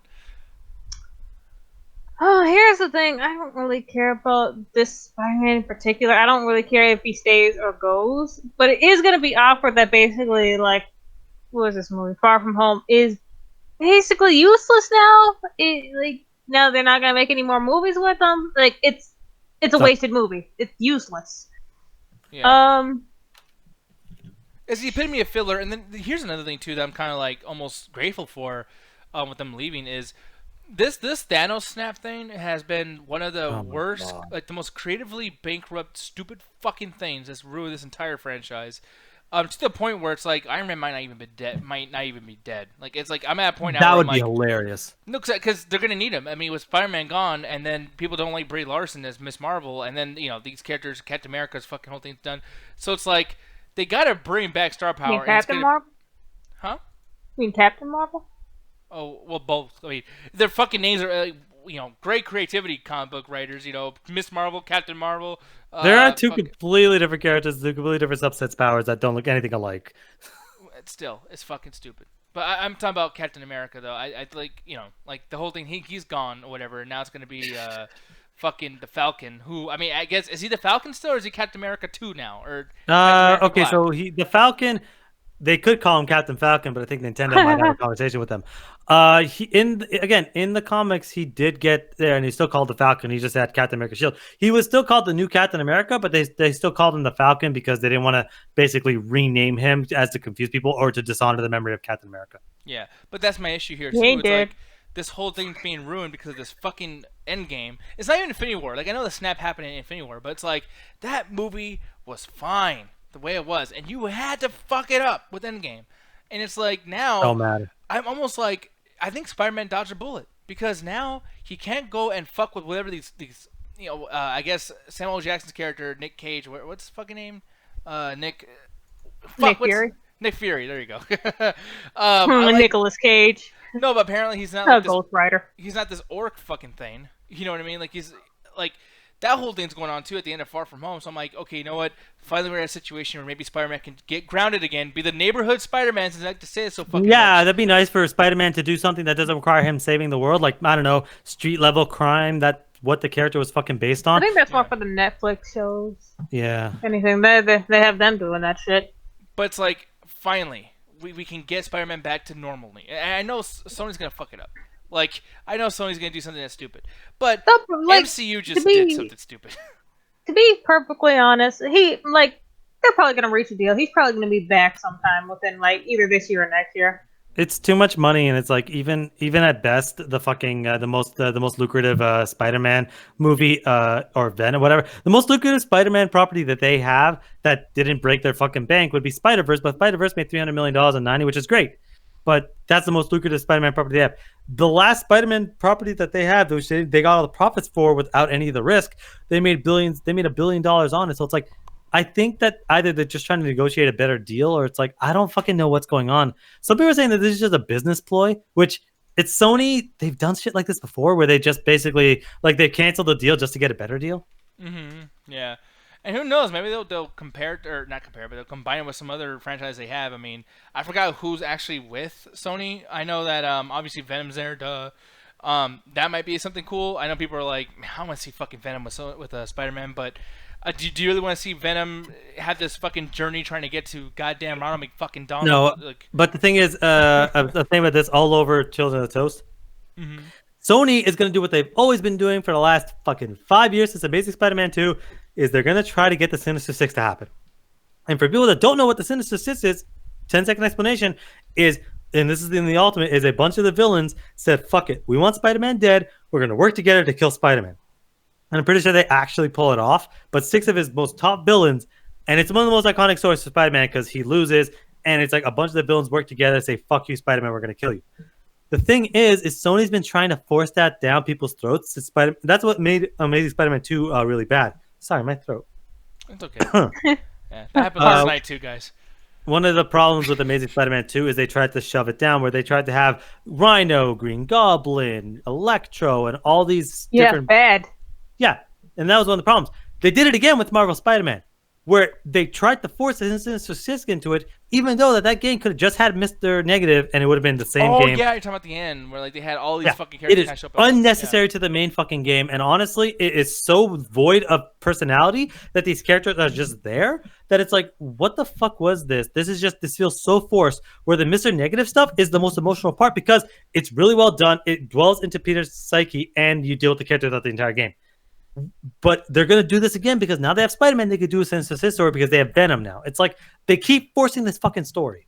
Yeah, and it's out of pure obligation. It comes across Exactly. as an obligated fucking thing. So it's like, I don't know, man. We'll see what happens. But with that said, we've talked up a fucking storm. Alan's throat's hurting just like it was last night, so we're going to get the fuck out of here. Hopefully I made him mad that time. I'm really trying to get a reaction out of him. You know what I mean? Just because I'm a dick. But speaking of dicks, there's a ton of them at this one site called oneofus.net. I'm sorry, I'm not coming for you guys. You guys are great people. Blah blah blah. Wanted to tell people though where they can find you and what you've been doing on that. I mean, particular I'm site. sure they have a bunch of dicks. Possibly. I mean, big sloppy ones. Yeah, a couple. So if you go to oneofus.net and go to the Screener Squad, yeah, all you have to do is just look through a couple of stuff. Like we've been doing all sorts of stuff. I think we just did Mindhunter season 2, so that review's up. Did a movie that Justin thought is the worst movie of the year. This movie called Awake, which is fucking hilariously I don't boring. know. LaQuisha's still out there.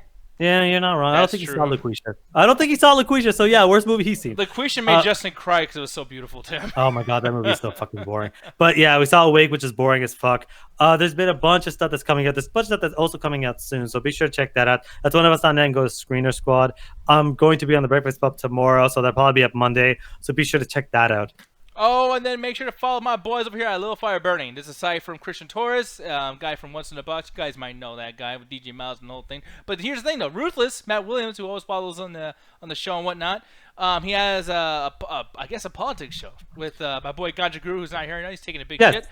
If you go to the Metropolis Network, which I will put an embedded link into our Facebook chat attack, so be sure to check out that both. But if you go to the Metropolis Network, that's where a lot of our premieres are going to be there. That's where you can actually go for the embedded links to our Patreon. So be sure to check that out to help support us. Once we get to a certain level, we'll be able to get all of our mics there, mixers, everything going well. We talk about all sorts of stuff from politics to random news and basically in relation to politics. And every now and then we throw in something crazy like something comic book related just to kind of have some variety. But if you want to basically see me, Ganja, and Ruthless, kind of not as crazy. I'm trying to spice up my sex life. Do you guys have advice on that? Yeah, sure. Just write into the fucking Patreon. We'll answer any question. Ruthless might actually be able to help you out with that. That's some weird shit.